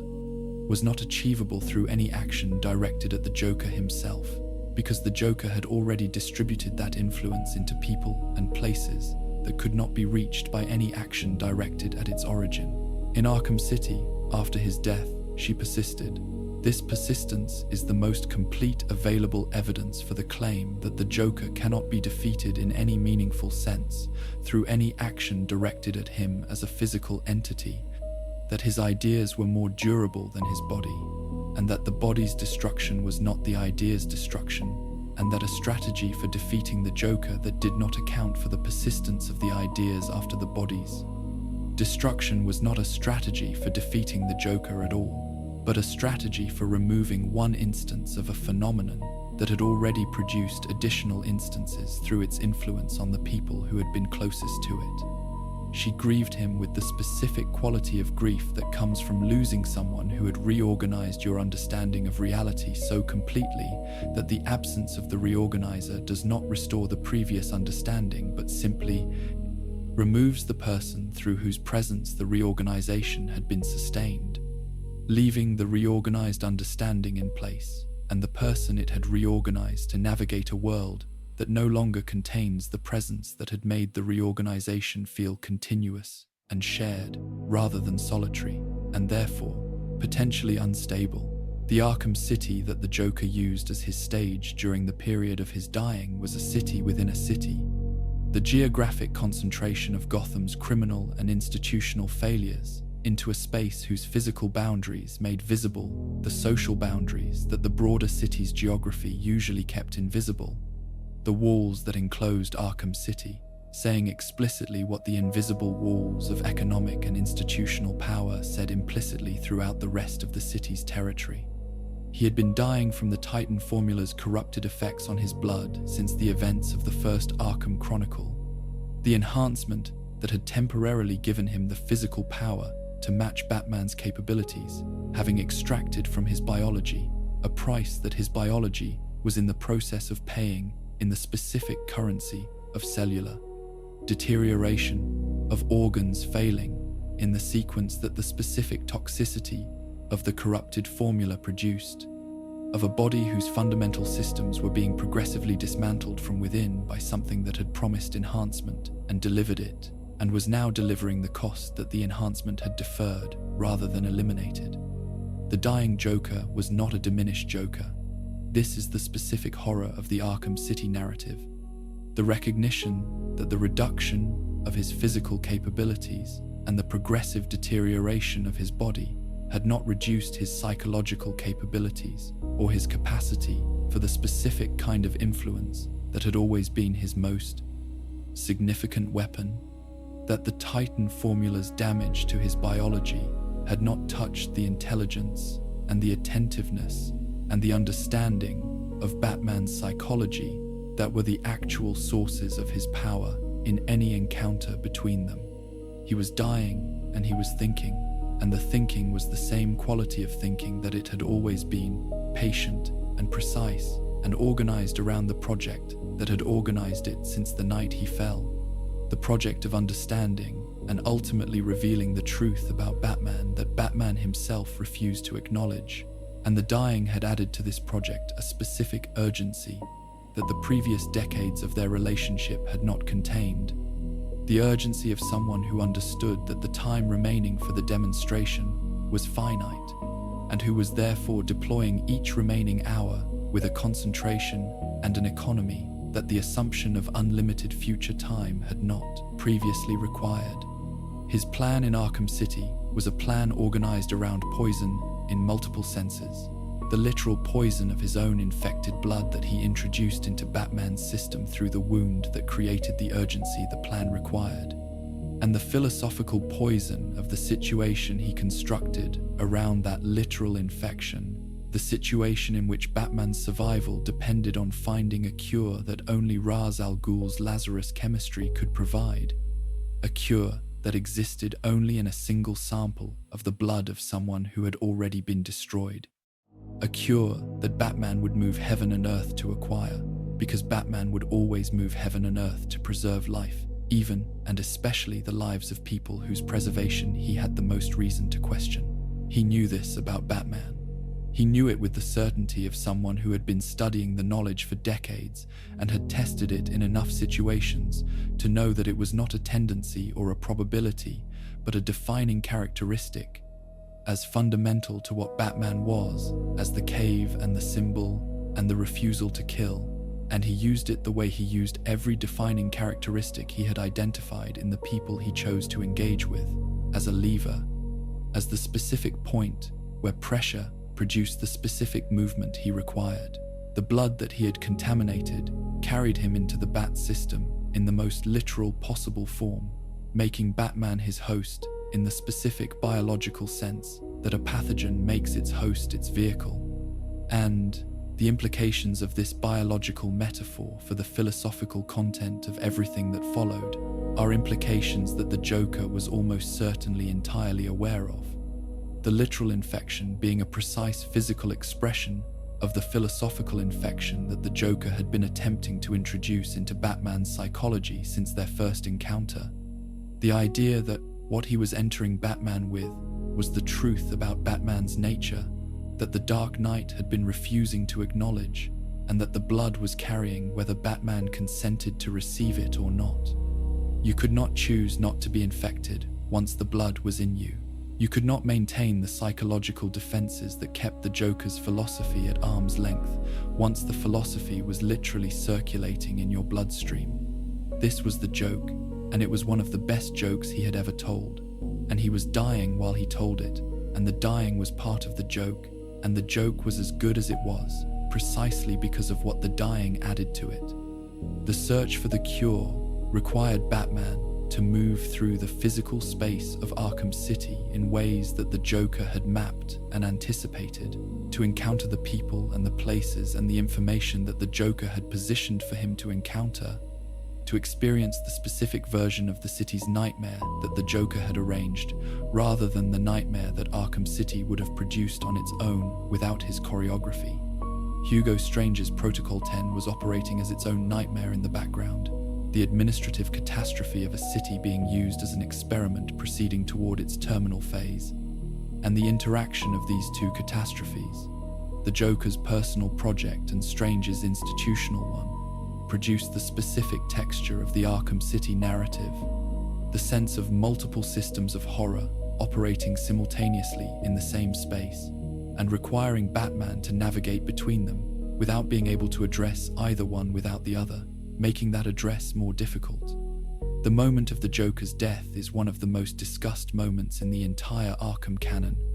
discussed with the intensity that moments receive when they crystallize something that the larger narrative has been building toward, and that their specific form makes more legible than the building had managed to make it. Batman had found the cure.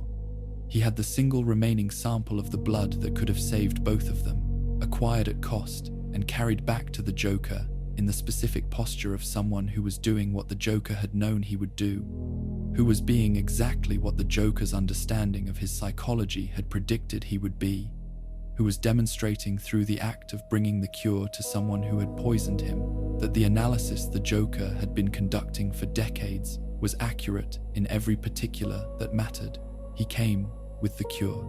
He was going to give the Joker the cure. This was who Batman was, and the Joker had always known it. and the knowing had always been the most powerful thing the Joker possessed. He knocked it from Batman's hand. This action, so small in its physical dimension and so enormous in its implications, the deliberate destruction of the only thing that could have extended his own life,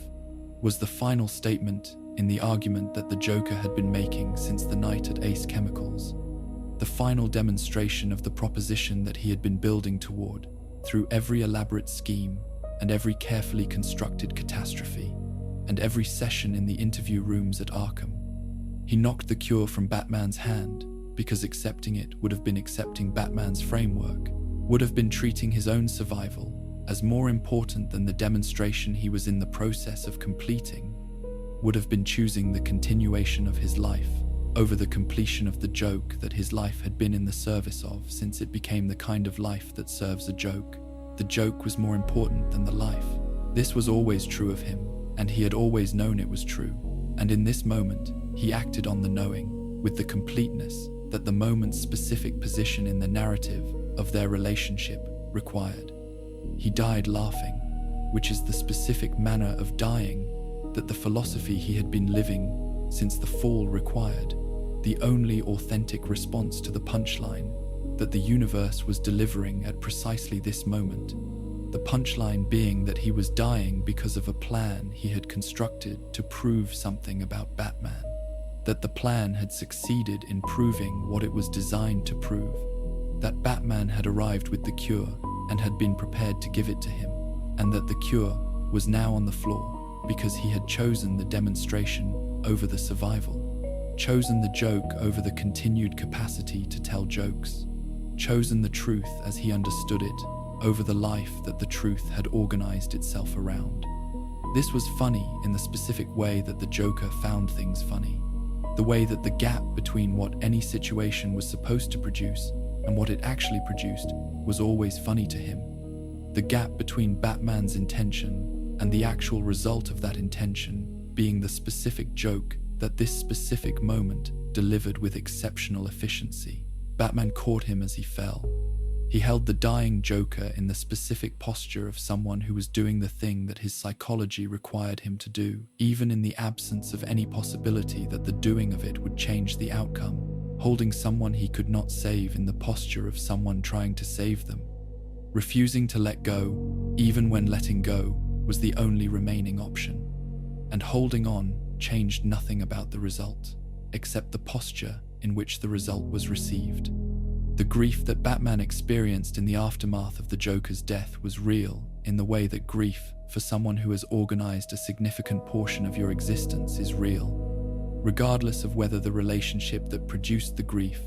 was a relationship that conventional frameworks would have classified as one whose loss merited grief,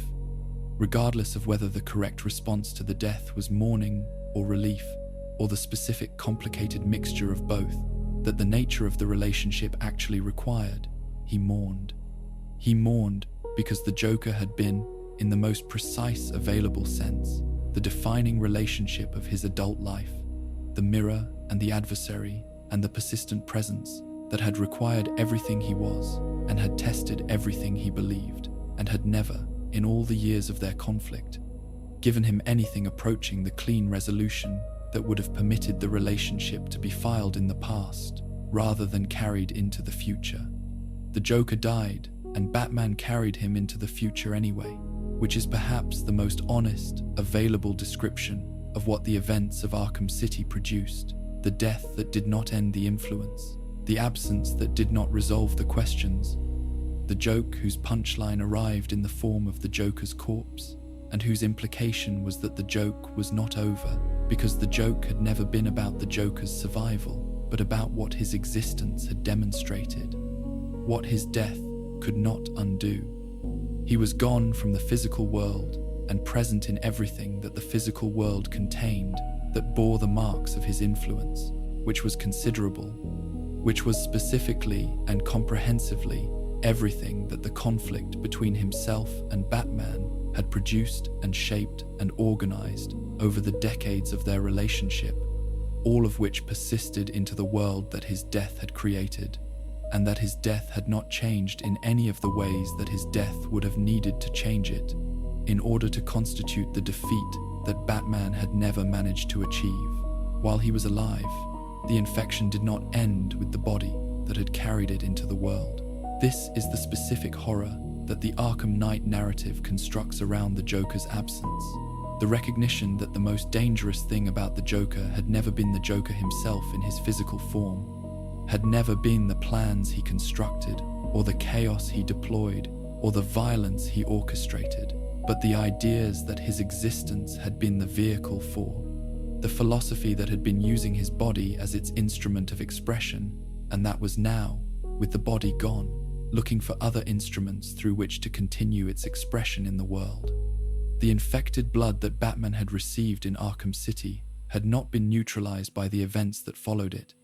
had not been rendered inert by the Joker's death, or by the passage of time, or by any of the interventions that Batman's considerable resources had been directed toward in the years between the two chronicles.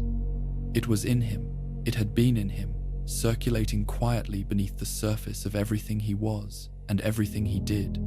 present in the bloodstream that carried the oxygen that sustained every thought and every action of the years he had spent believing that the Joker's death had settled something, had closed something, had given him access to the unencumbered future that the decades of their conflict had always deferred.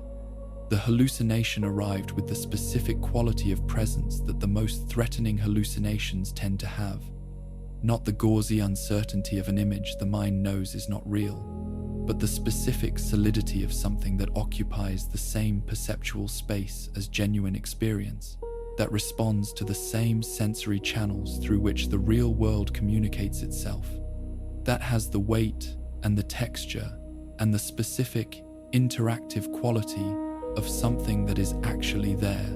rather than something that the infected brain is generating in the image of what is not there. He was there. The Joker was there in Batman's perception with the completeness of someone who had never left, present in the space between the Dark Knight's thoughts and the actions those thoughts generated, commenting on the actions with the specific quality of commentary that had always characterized his relationship with Batman's choices. The combination of genuine insight and deliberate provocation, and the particular kind of humor that found the gap between Batman's self-image and his actual situation consistently and inexhaustibly funny.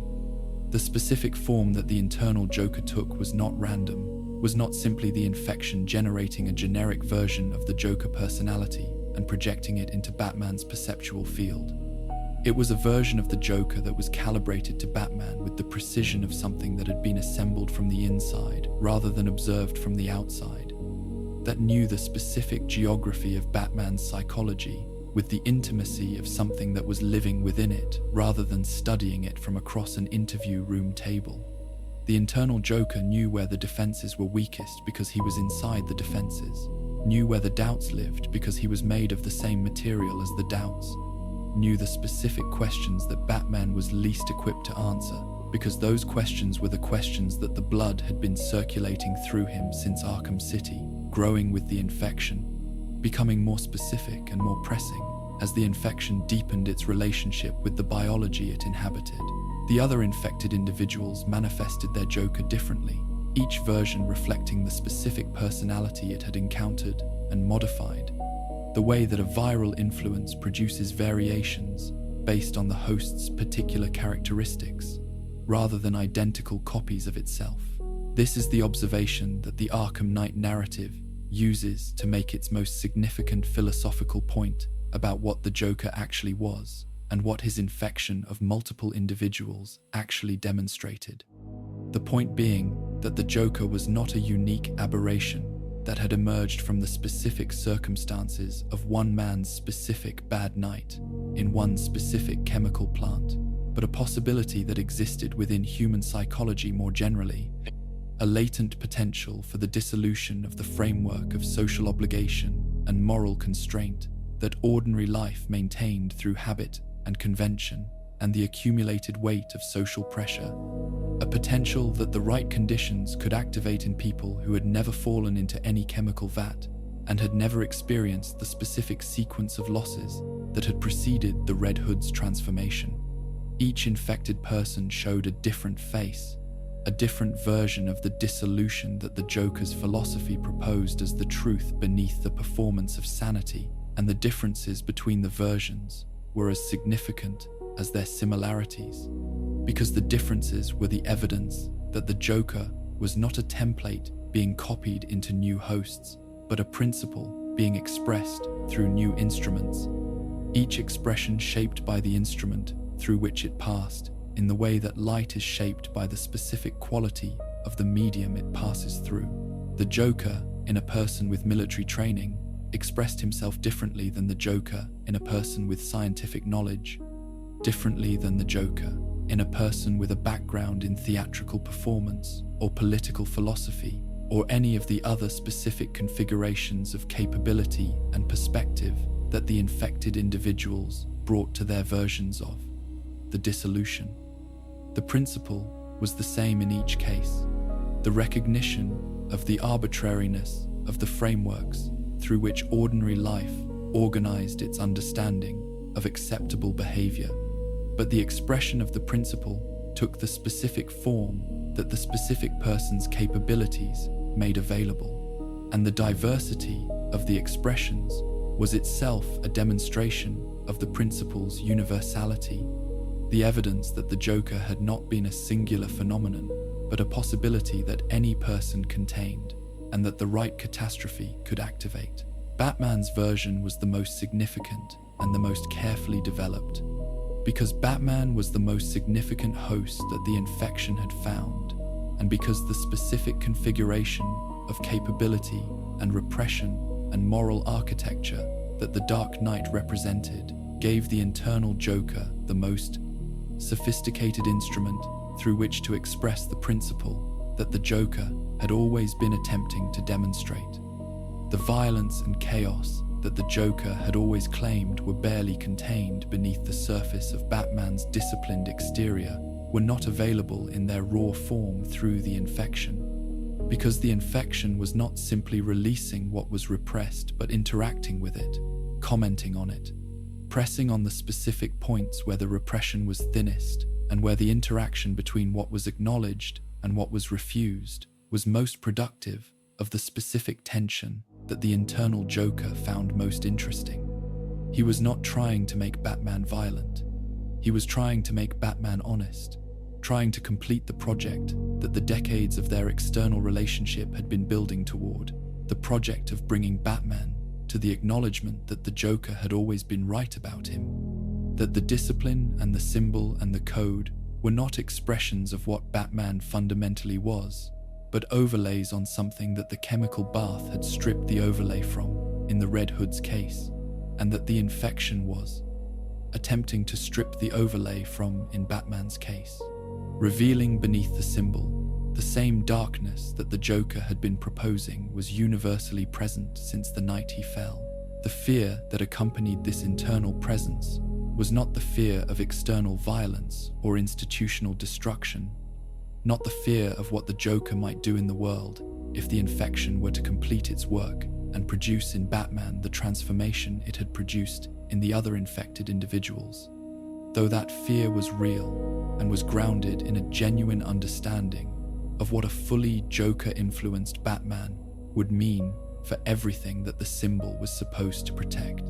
It was the more intimate fear of self-recognition, the specific terror of someone who has built their entire identity around a particular understanding of themselves, discovering that the understanding might be wrong,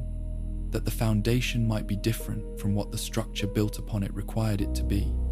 that the discipline and the code and the refusal to kill might not be expressions of a fundamental moral nature, but performances maintained over a fundamental nature that was not what they performed. The Joker's laughter in Batman's head was not loud, but it was persistent, and it was precise, arriving at exactly the moments when the gap between the self-understanding and the actual behavior was widest, when the specific choices Batman was making in the specific situations Arkham Knight was generating were hardest to reconcile with the version of himself that the symbol was supposed to express. The progressive spread of the infection through the Arkham Knight narrative is documented in the specific deterioration of the boundary between the hallucination and the perception. The Joker becoming more present and more vivid and more interactive as the infection deepened its relationship with the biology it was reorganizing. The vision becoming less clearly distinguishable from the reality it was layered over, and the specific danger of this indistinguishability becoming more apparent as the choices Batman was required to make in the world required the accurate perception of the world rather than the infected perception that the Joker's presence was increasingly providing.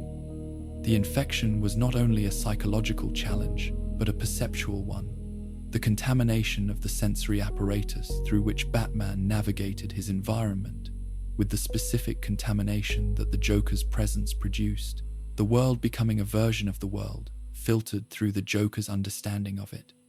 The specific quality of that understanding being that it found the darkness and the absurdity and the inadequacy in everything, and brought those qualities forward in the perception at the expense of the other qualities that uninfected. Perception made equally available. The resolution that Batman chose was the resolution that the specific configuration of the Arkham Knight narrative made available. The sealing of himself within the prison of his own mind, the use of the fear toxin, and the specific circumstances surrounding Scarecrow's unmasking to produce a confrontation between the internal Joker and the internal Batman in a space that was constituted entirely of Bruce Wayne's psychology, and that therefore had the specific character of every element of that psychology made visible simultaneously. The cave and the pearls and crime alley and every subsequent choice and every subsequent cost of those choices, all present in the same space. The entire accumulation of everything that the life that began on that night in the alley had produced, confronted by the entire accumulation of everything that the fall into the chemical vat had produced. The two philosophies in their most concentrated and most personal forms, conducting the argument in the space where it had always actually been conducted, which was not in the streets of Gotham or the corridors of Arkham, but in the interior of Bruce Wayne's relationship with himself and with the choice he had made about what to do with his particular bad day. He rejected the internal Joker, but the rejection was not a victory in any sense that the word typically implies, was not the overcoming of something external through the application of superior force or superior strategy, but the specific act of will that consists of choosing, again, for the specific framework of values that the symbol represented, of reaffirming the choice that Crime Alley had presented and that every subsequent encounter with the Joker had tested, the choice to metabolize catastrophe as discipline rather than as dissolution, to build from grief rather than to dissolve through it, to maintain the framework rather than to perform the revelation of its arbitrariness. The choice was genuine and the making of it was real, but it was not a refutation of the Joker's thesis, and it was not intended to be. It was the ongoing act of will that had always been the only available response to a thesis that could not be refuted, but only continued to be refused, the specific kind of choosing that is required, not once, but perpetually. In every moment, and every encounter, and every situation in which the framework is tested by the reality that the framework is attempting to impose order upon, he sealed himself away from the world to contain the infection, removed himself from the city he had spent his entire adult life attempting to protect, accepted the loss of his own freedom as the cost of the protection that his freedom had been providing, and the acceptance was genuine, and the cost was real, and the protection it provided was real. And none of these genuine and real things constituted the defeat of the Joker in any of the senses that the word defeat makes available. The Joker's influence persisted in the world outside the sealed mind, in the infected individuals whose versions of the dissolution continued to operate, in the institutional changes that the Arkham Knight's campaign had produced, in Harley Quinn's continued existence as the most comprehensive expression of the Joker's ideas in human form that anyone other than himself had ever achieved, in the cultural shifts that decades of his activity had produced, in how Gotham understood the relationship between sanity and its absence, order and its dissolution, the rule and the exception to the rule. Batman had chosen, again, and the choosing had costs, and the costs were real, and the Joker, internal and external, and distributed through everyone he had touched, persisted. The rule against killing is the structural center of the paradox that the conflict's entire history has been organized around, the specific commitment that makes the resolution of the conflict through the most direct available means permanently unavailable, that transforms what might otherwise be a conflict with a terminal point into a conflict that is constitutively endless, the endlessness being not an accident of circumstance, but a consequence of the specific architecture of the values that one of the parties has chosen to organize his existence around. Batman will not kill the Joker. This sentence is short, and its implications are not short. And the implications are worth following carefully rather than summarizing quickly, because the quick summary tends to flatten them in ways that make them easier to dismiss than they deserve to be dismissed. The commitment did not arrive fully formed on the night of Crime Alley. Nothing about Bruce Wayne's subsequent development arrived fully formed from that night, the mythology of the origin story notwithstanding. The tendency of origin stories to present as sudden and complete what was actually gradual and contested. What Crime Alley gave Bruce Wayne was the specific experience of lethal violence deployed against people who did not deserve to die, deployed by someone whose willingness to kill was the specific thing that made him dangerous. And the experience of that night produced in the child who survived it a relationship with lethal violence that was not simply revulsion, but something more architecturally significant. The understanding at a depth that intellectual processing cannot fully reach that killing was the thing that had taken everything from him. That the gun was not a neutral instrument whose moral quality was determined by the hand that held it, but something with a specific moral character that the context of its use could not transform. That choosing to kill would be choosing to become the thing that had destroyed his family rather than something that could stand against it.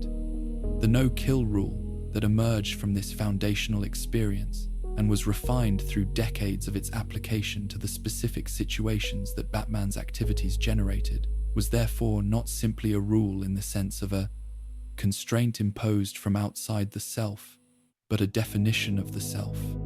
A statement about who Batman was, that was as fundamental to his identity as the symbol and the cave, and the specific configuration of grief and will and genius that the training had organized into the Dark Knight.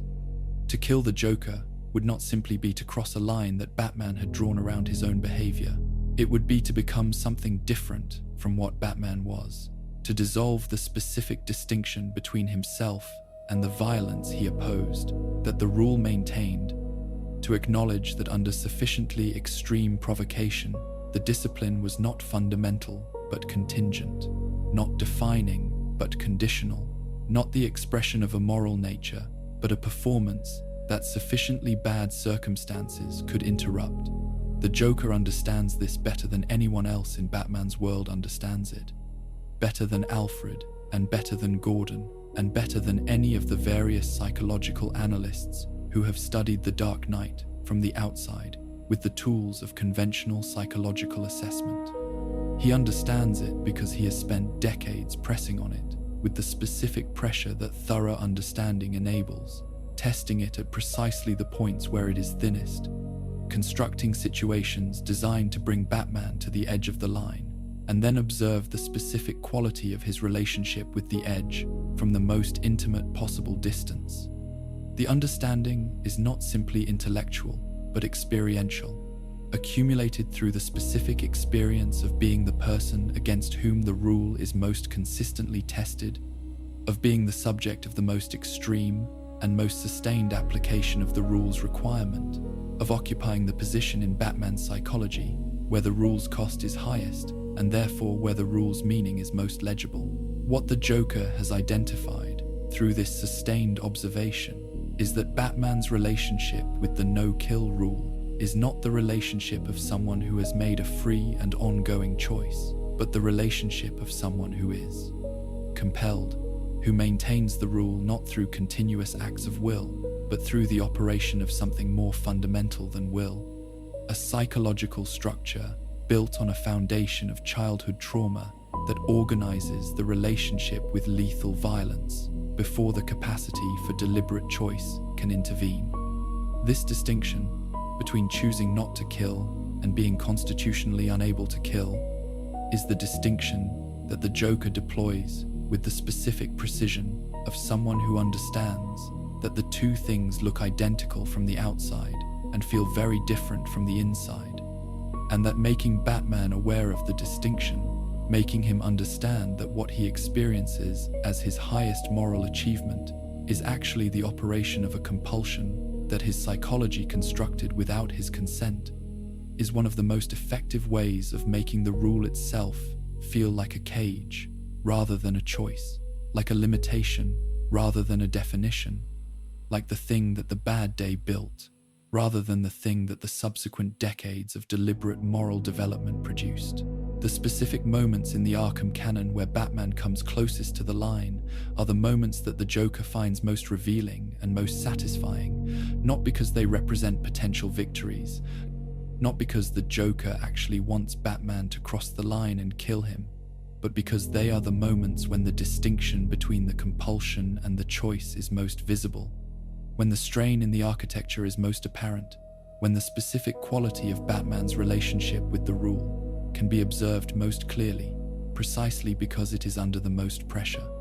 He has pressed and pressed and pressed on this architecture for decades, not to destroy it, but to understand it,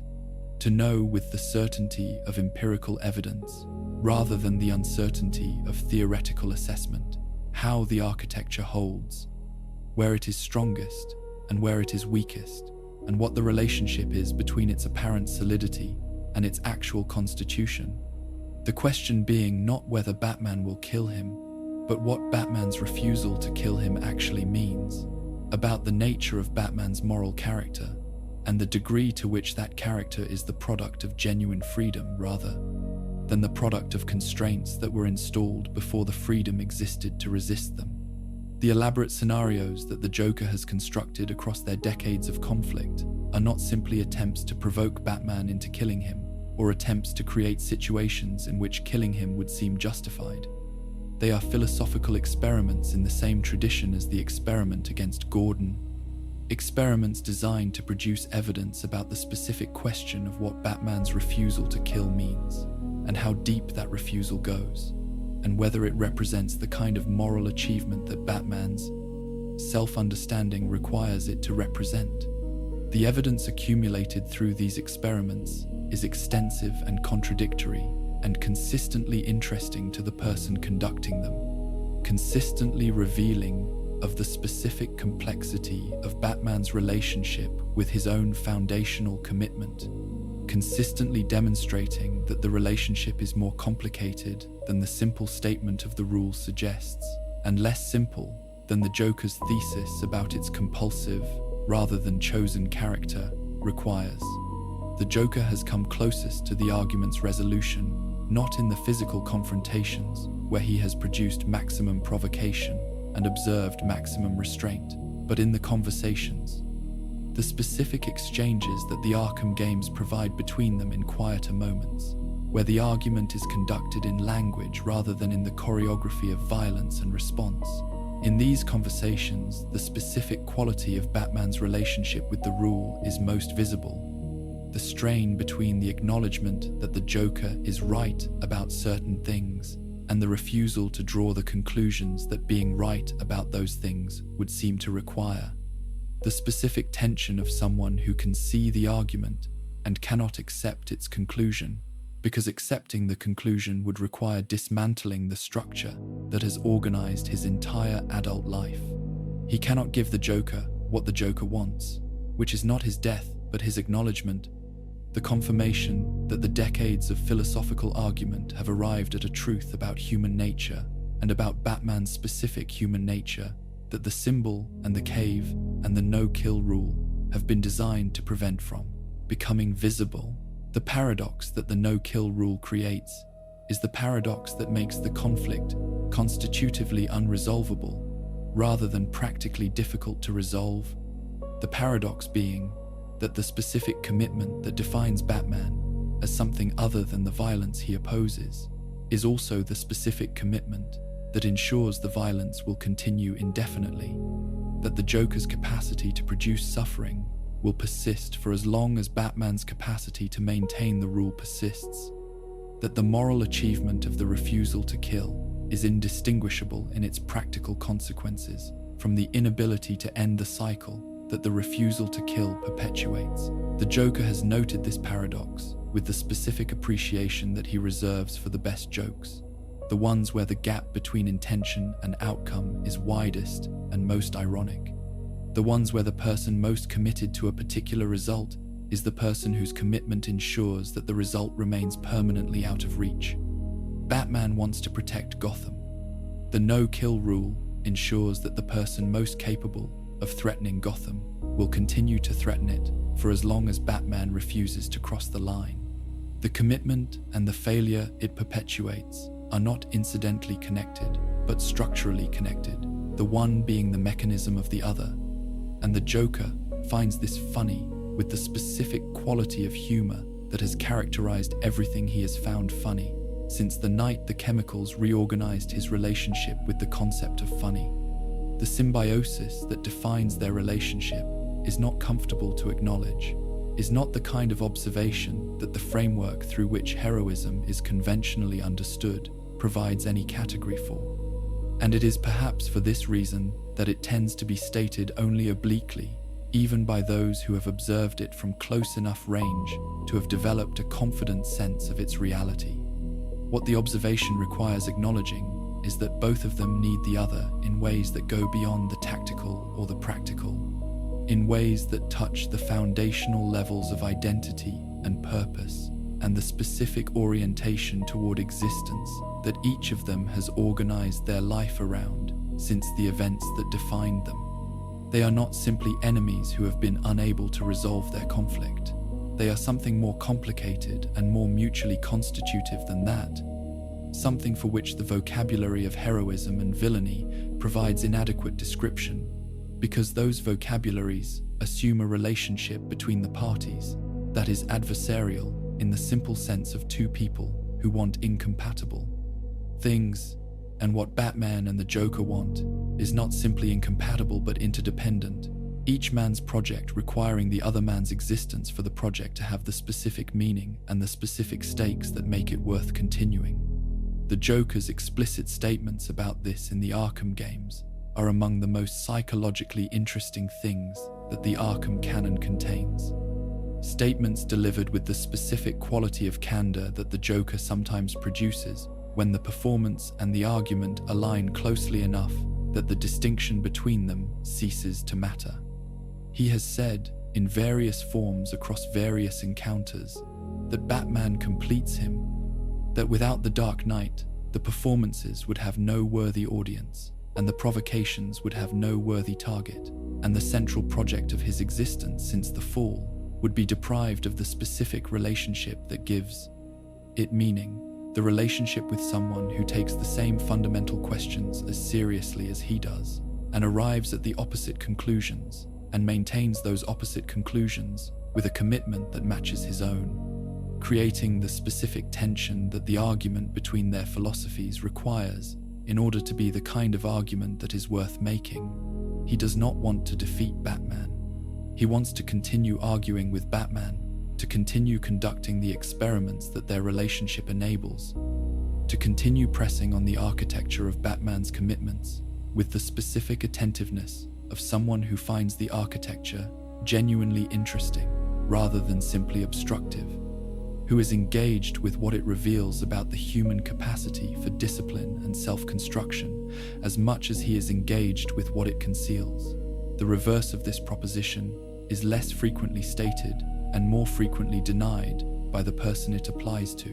because Batman's self-understanding does not have a category for needing the Joker in any sense,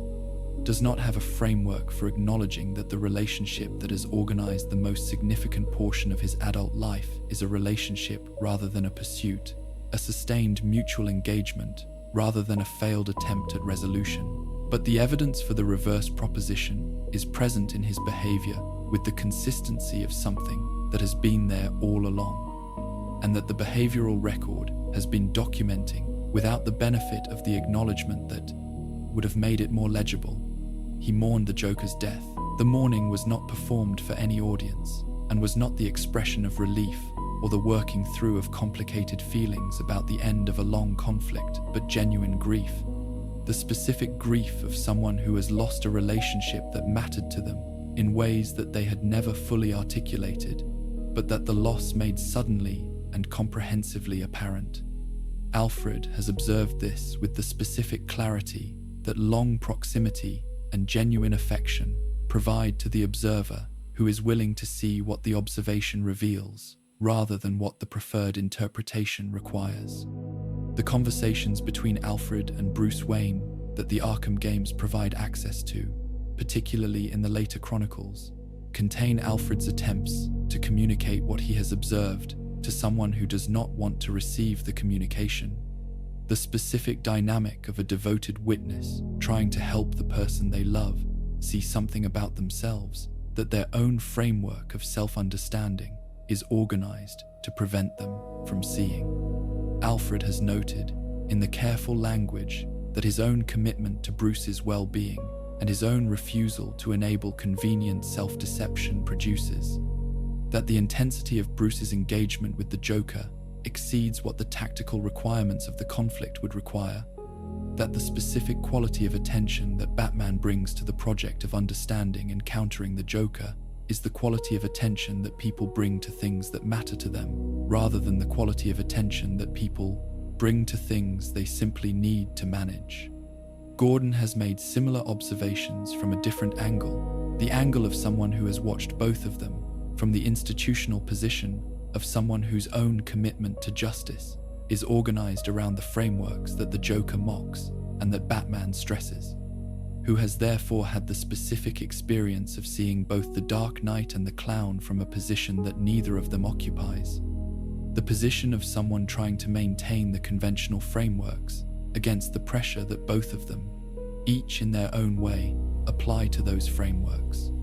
Gordon's observation is that Gotham's specific configuration of darkness and institutional failure and the particular density of catastrophe that its geography concentrates produces both of them,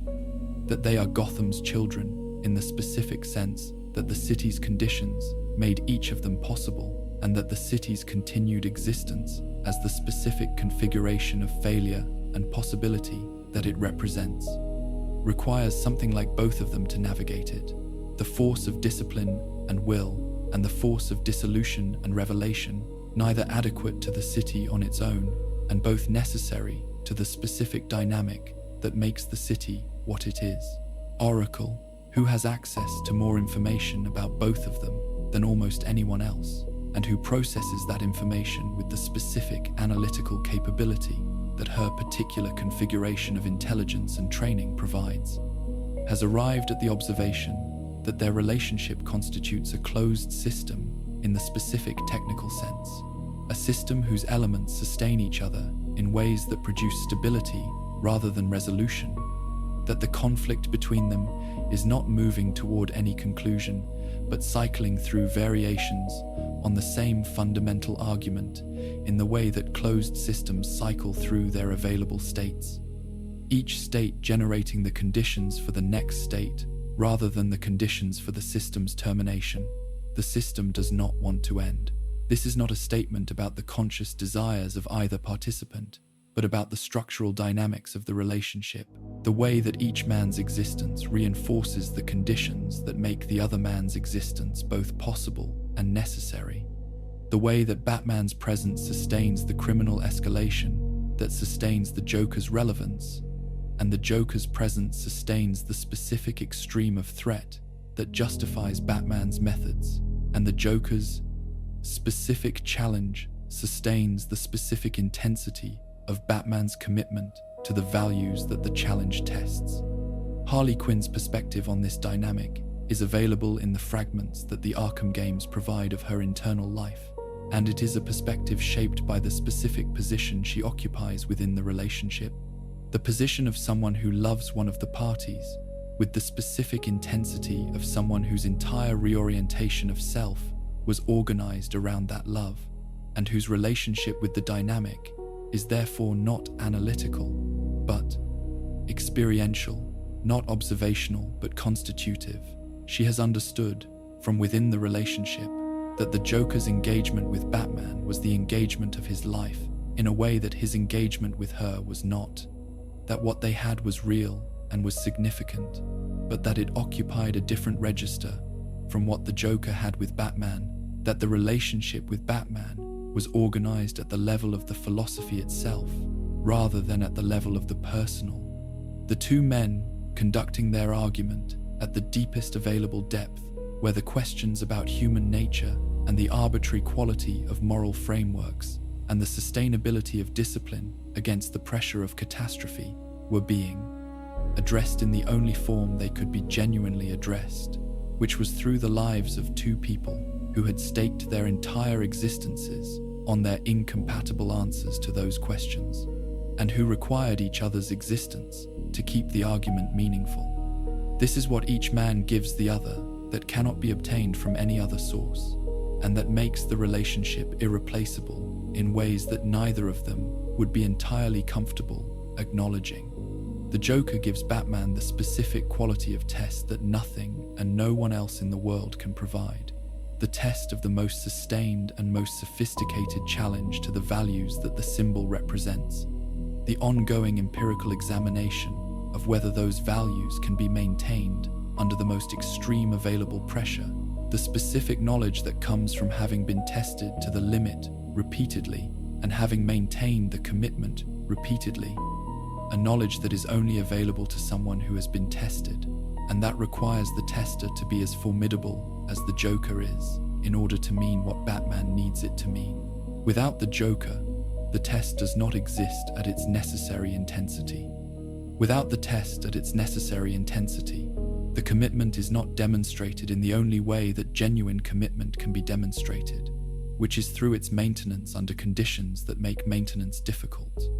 Without the demonstration, the symbol is not what the symbol claims to be, but something that has not yet encountered the conditions that would reveal whether it is real. Batman gives the Joker the only audience that the performance of the philosophy deserves, and the only interlocutor with whom the argument has the stakes that the argument requires. The philosophy is about everyone, applies to everyone,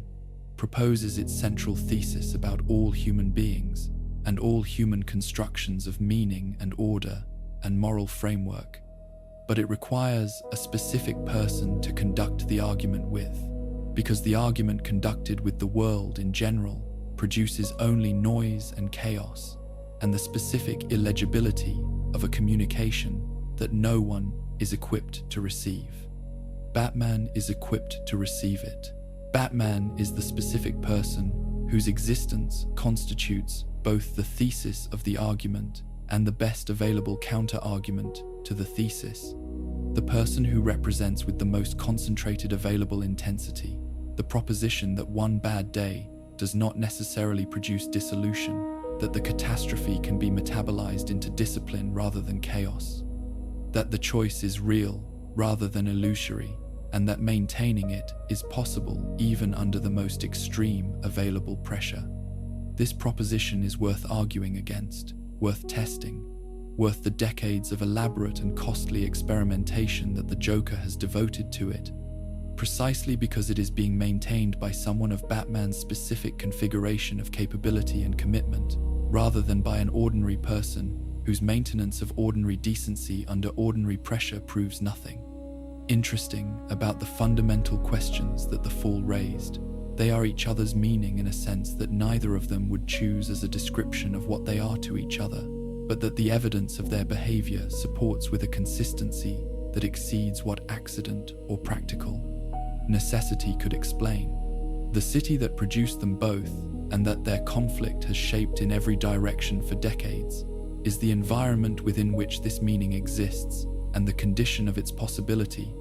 the specific configuration of darkness and ambition and institutional failure and human persistence that makes both of them not only possible but inevitable. The city being the argument's context, in the way that the interview room was the context of the sessions at Arkham, the space within which the most significant exchange available in the specific configuration of available exchanges is being conducted year after year, in the only form that the questions it addresses can be genuinely addressed. The cycle has been completing itself and beginning again for long enough that the completion and the beginning have become indistinguishable from each other. The end of one iteration of the conflict being simultaneously the preparation for the next iteration, in the way that the end of a season is simultaneously the preparation for the season that follows it. The resolution that each confrontation appears to offer dissolving, in the specific way that apparent resolutions dissolve when the conditions that produce the conflict remain unchanged, and the conflict is therefore not resolved, but merely interrupted, given a pause in which the participants can recover and prepare before the logic of their situation reasserts itself and the next iteration begins. The Joker returns to Arkham, and the Joker leaves. Arkham and Batman pursues and catches and returns, and the doors close and open and close and open, and the laughter echoes down the corridors each time, and the corridors absorb it and produce it again when the doors open the next time. And anyone who has been watching long enough has observed this cycle enough times to understand that they are not watching a conflict moving toward resolution, but watching a system doing what systems do when their fundamental conditions are stable, which is to produce the same outputs in the same sequence, with the same regularity that the stability of their conditions makes inevitable and necessary. The institutional explanation for the cycle is the most commonly offered explanation and the least satisfying one. The explanation that points to the revolving door of Arkham Asylum and the inadequacy of the legal framework for addressing criminal behavior that is classified as the product of mental illness, and that therefore enters a different processing pathway than criminal behavior classified as the product of deliberate choice, a pathway whose therapeutic rather than punitive orientation makes indefinite confinement legally difficult to sustain, and whose discharge criteria, if genuinely applied rather than merely performed, would require the demonstration of therapeutic progress that the Joker's specific case never provides, and that the institution has largely stopped expecting it to provide. The institutional explanation is accurate as far as it goes, which is not very far, because the institution's failure to contain the Joker permanently is not the cause of the cycle but a symptom of it. Not the reason that the conflict continues, but one of the mechanisms through which its continuation is practically enabled. And mistaking the mechanism for the cause produces the specific misunderstanding that the institutional reformers who periodically advocate for more effective containment strategies fall into. The misunderstanding that the problem is one of insufficient institutional capacity, and that sufficiently improved institutional capacity would address it. The institutional framework was not designed for the Joker in the specific sense that no institutional framework could have been designed for the Joker, because the Joker is not the kind of problem that institutional frameworks address. Institutional frameworks address problems that are deviations from norms that the framework exists to maintain or restore, problems that can be defined against the background of the norm, and that the framework's procedures can work toward resolving by returning the problem to the norm, or by managing it in ways that prevent it from disturbing the norm's operation in the broader population. The Joker is not a deviation from a norm, but a challenge to the norm's claim to be normative.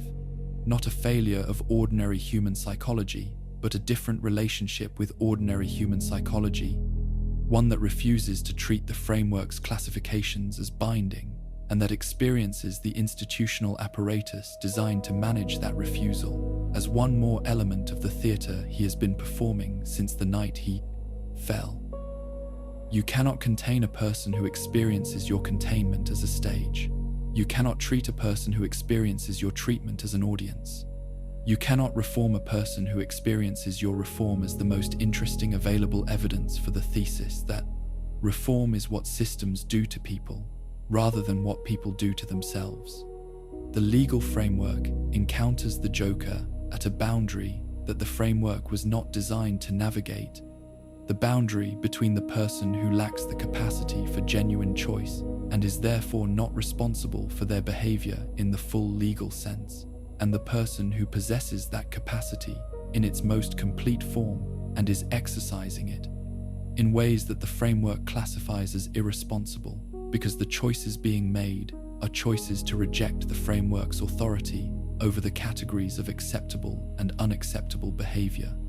The Joker is not legally insane in the sense that insanity defenses require, is not someone whose relationship with reality is so impaired that the concept of choice does not apply to their behavior. He chooses everything with extraordinary deliberateness and extraordinary awareness of what he is choosing and why, the awareness being, if anything, more complete than the awareness of most legally sane people making choices within the framework, because he has thought about the framework and his relationship with it with more care and more thoroughness than most people bring to their acceptance of the framework's authority. The legal system has no procedure for someone who is too aware of what they are doing to be classified as lacking capacity, and too philosophically committed to rejecting the framework's categories to be effectively addressed by any procedure the framework makes available. The Lazarus pits that Ra's al Ghul's resources make available in the background of the Arkham narrative add another dimension to the cycle's maintenance that the institutional explanation entirely misses. The dimension of literal physical resurrection available to those with sufficient knowledge and sufficient resources, the possibility that even death, which would seem to constitute the most final available closure of any conflict,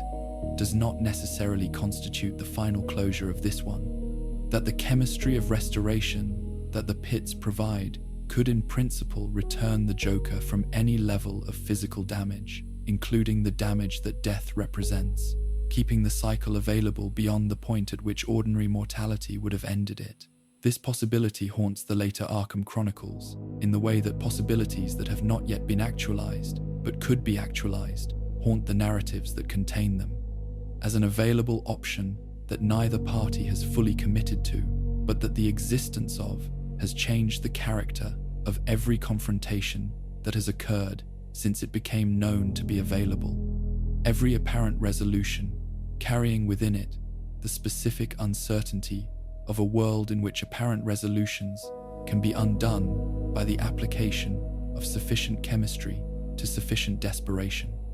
What it would mean to truly defeat the Joker is a question that admits of several possible answers, each of which is instructive about the nature of the conflict, and each of which reveals, upon examination, the specific impossibility that the question's apparent simplicity conceals. The most obvious answer is death, the permanent cessation of his biological existence in a form that no available technology or chemistry could reverse.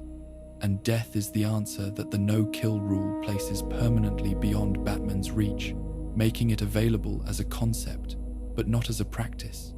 The theoretical solution to a practical problem. That the theoretical solution's impracticability transforms from a solution into an ongoing demonstration of the problem's intractability. The second answer is cure, the restoration of whatever the chemical bath destroyed in the direction of a psychological configuration that experiences the framework of social order and moral constraint as binding rather than arbitrary, that can participate in ordinary life's compact of mutual obligation without experiencing that participation as a performance of something fundamentally false. The cure is impossible, not because the psychiatric tools that could in principle address the specific neurological and psychological damage the chemicals produced do not exist, but because the Joker does not experience himself as damaged, and therefore does not experience the cure as recovery, but as the imposition of a limitation he has already thought his way past, the restoration of a blindness he has already recovered from, the return to a condition he experienced as insufficient to the truth that the fall revealed. The third answer is transformation, something like the genuine philosophical conversion that would require the Joker to update his central thesis in light of evidence he has not yet encountered or has not yet been willing to process. The evidence being that the bad day proposition, while not without its accuracy as a description of human vulnerability,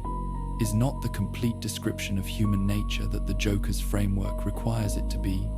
that the survival of Gordon and the continued existence of people like Alfred and certain others whose exposure to catastrophe has produced something other than dissolution demonstrates a genuine complexity in human responses to suffering that the thesis's simplicity cannot accommodate. This transformation is the answer that Batman's offer in the amusement park was proposing, and that the Joker's joke declined, and the declining was not irrational given the Joker's specific relationship with his own framework, the framework being not a position held with intellectual detachment, but a knowing embedded in the specific experience of the fall, and therefore not accessible to the kind of revision that intellectual argument can produce in intellectually held positions. The experience cannot be revised by argument. It can only be maintained or abandoned, and abandonment would require the Joker to become someone different from the person the fall produced, which is not a modification of who he is, but the end of who he is, the specific death that would leave the body alive, and the person gone in the way that genuine philosophical conversion kills the person who converted and produces the converted person in the same body and calls it the same life. The fourth answer is acceptance. Not Batman's acceptance of the Joker's thesis, but Batman's acceptance of the situation's irreducible nature, the acknowledgement that the conflict will continue for as long as both of them exist in the forms they currently exist in, that the energy devoted to finding a resolution that the conflict's structure makes unavailable would be better devoted to managing the conflict's consequences and mitigating its costs to the people who bear those costs without having chosen to participate in the argument that generates them. This answer is the most honest one available and the least satisfying one in terms of what it offers the framework of heroism and justice that Batman's existence is supposed to embody, because it is an answer that does not look like victory and does not produce the specific resolution that the narrative of heroic conflict promises as the goal toward which all the struggle tends. It is the answer that the evidence supports most thoroughly and that Batman's psychology is least equipped to accept, because accepting it would require accepting that the specific quality of his commitment to the people the city contains means accepting ongoing costs to those people that he cannot prevent,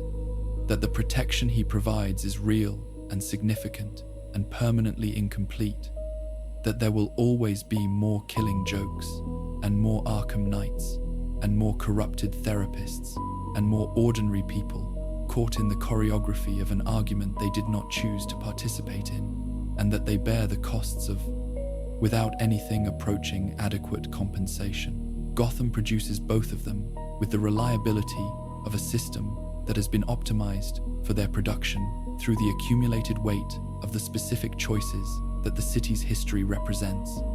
The choices about how to distribute resources and attention and the mechanisms of institutional support that determine who falls through the gaps and who is caught by them, who encounters the specific configuration of catastrophe that produces the Joker, and who encounters the specific configuration of privilege and trauma and genius that produces Batman.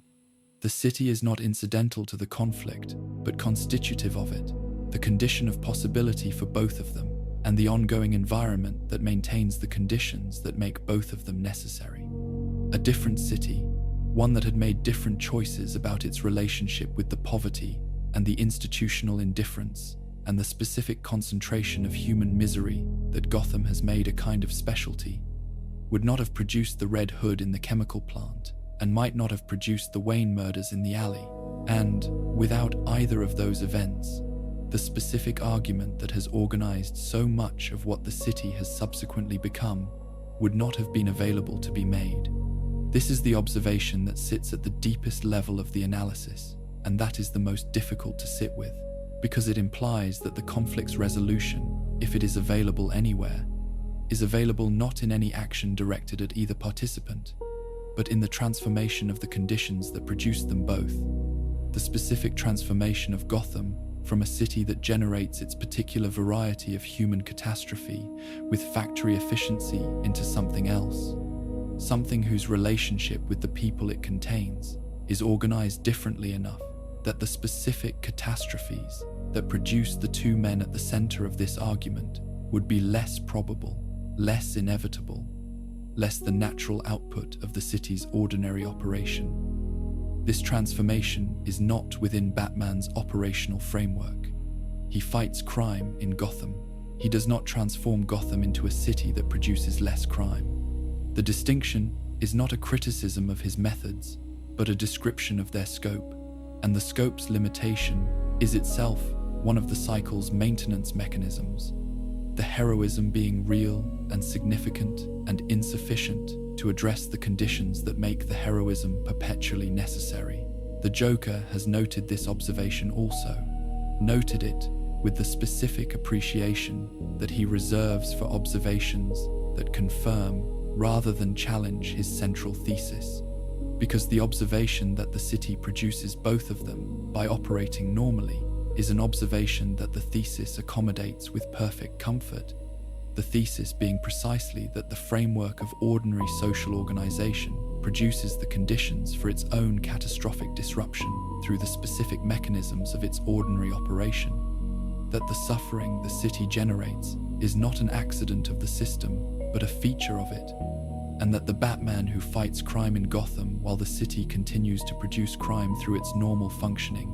is engaged in the specific kind of activity that his philosophy was designed to sustain him in, the activity that the thesis predicts will always be necessary, because the conditions that make it necessary are constitutive rather than contingent,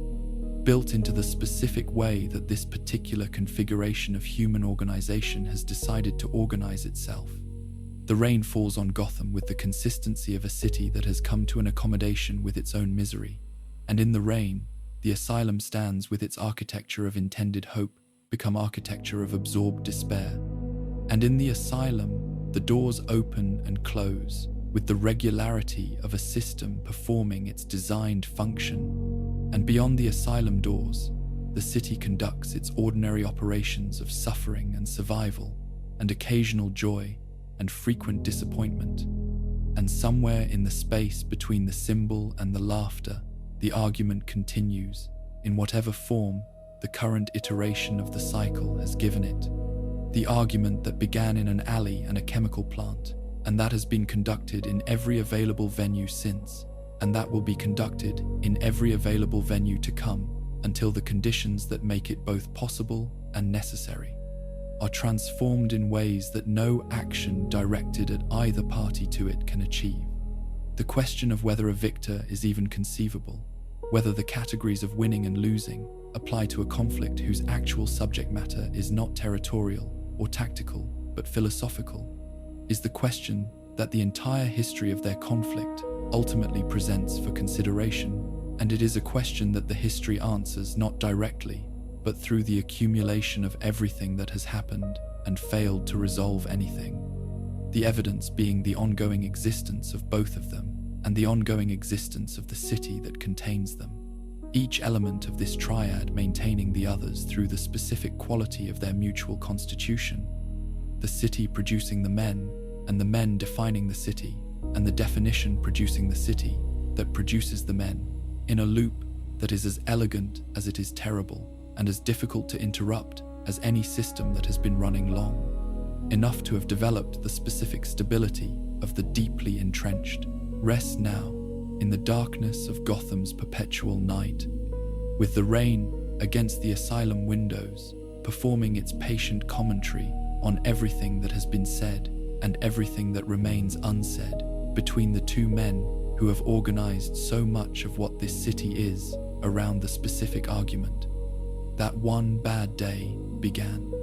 The question the script began with remains open in the specific sense that genuine questions remain open, not unanswered but resistant to the kind of answer that closes them and permits the movement forward into a world that no longer contains them. Batman never truly defeats the Joker, because the defeat would require the resolution of a conflict whose continuation is the condition of both men's meaning, because the tools available to Batman were not designed for the specific kind of problem the Joker represents,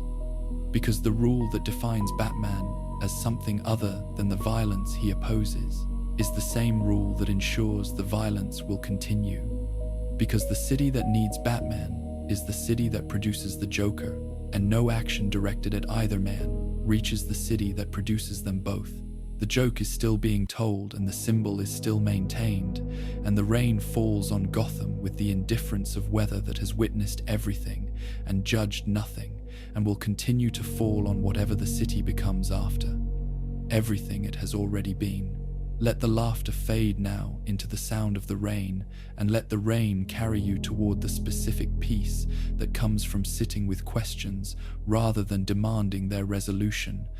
The peace of the observer who has watched long enough to understand that some arguments were never designed to end, and that the watching itself,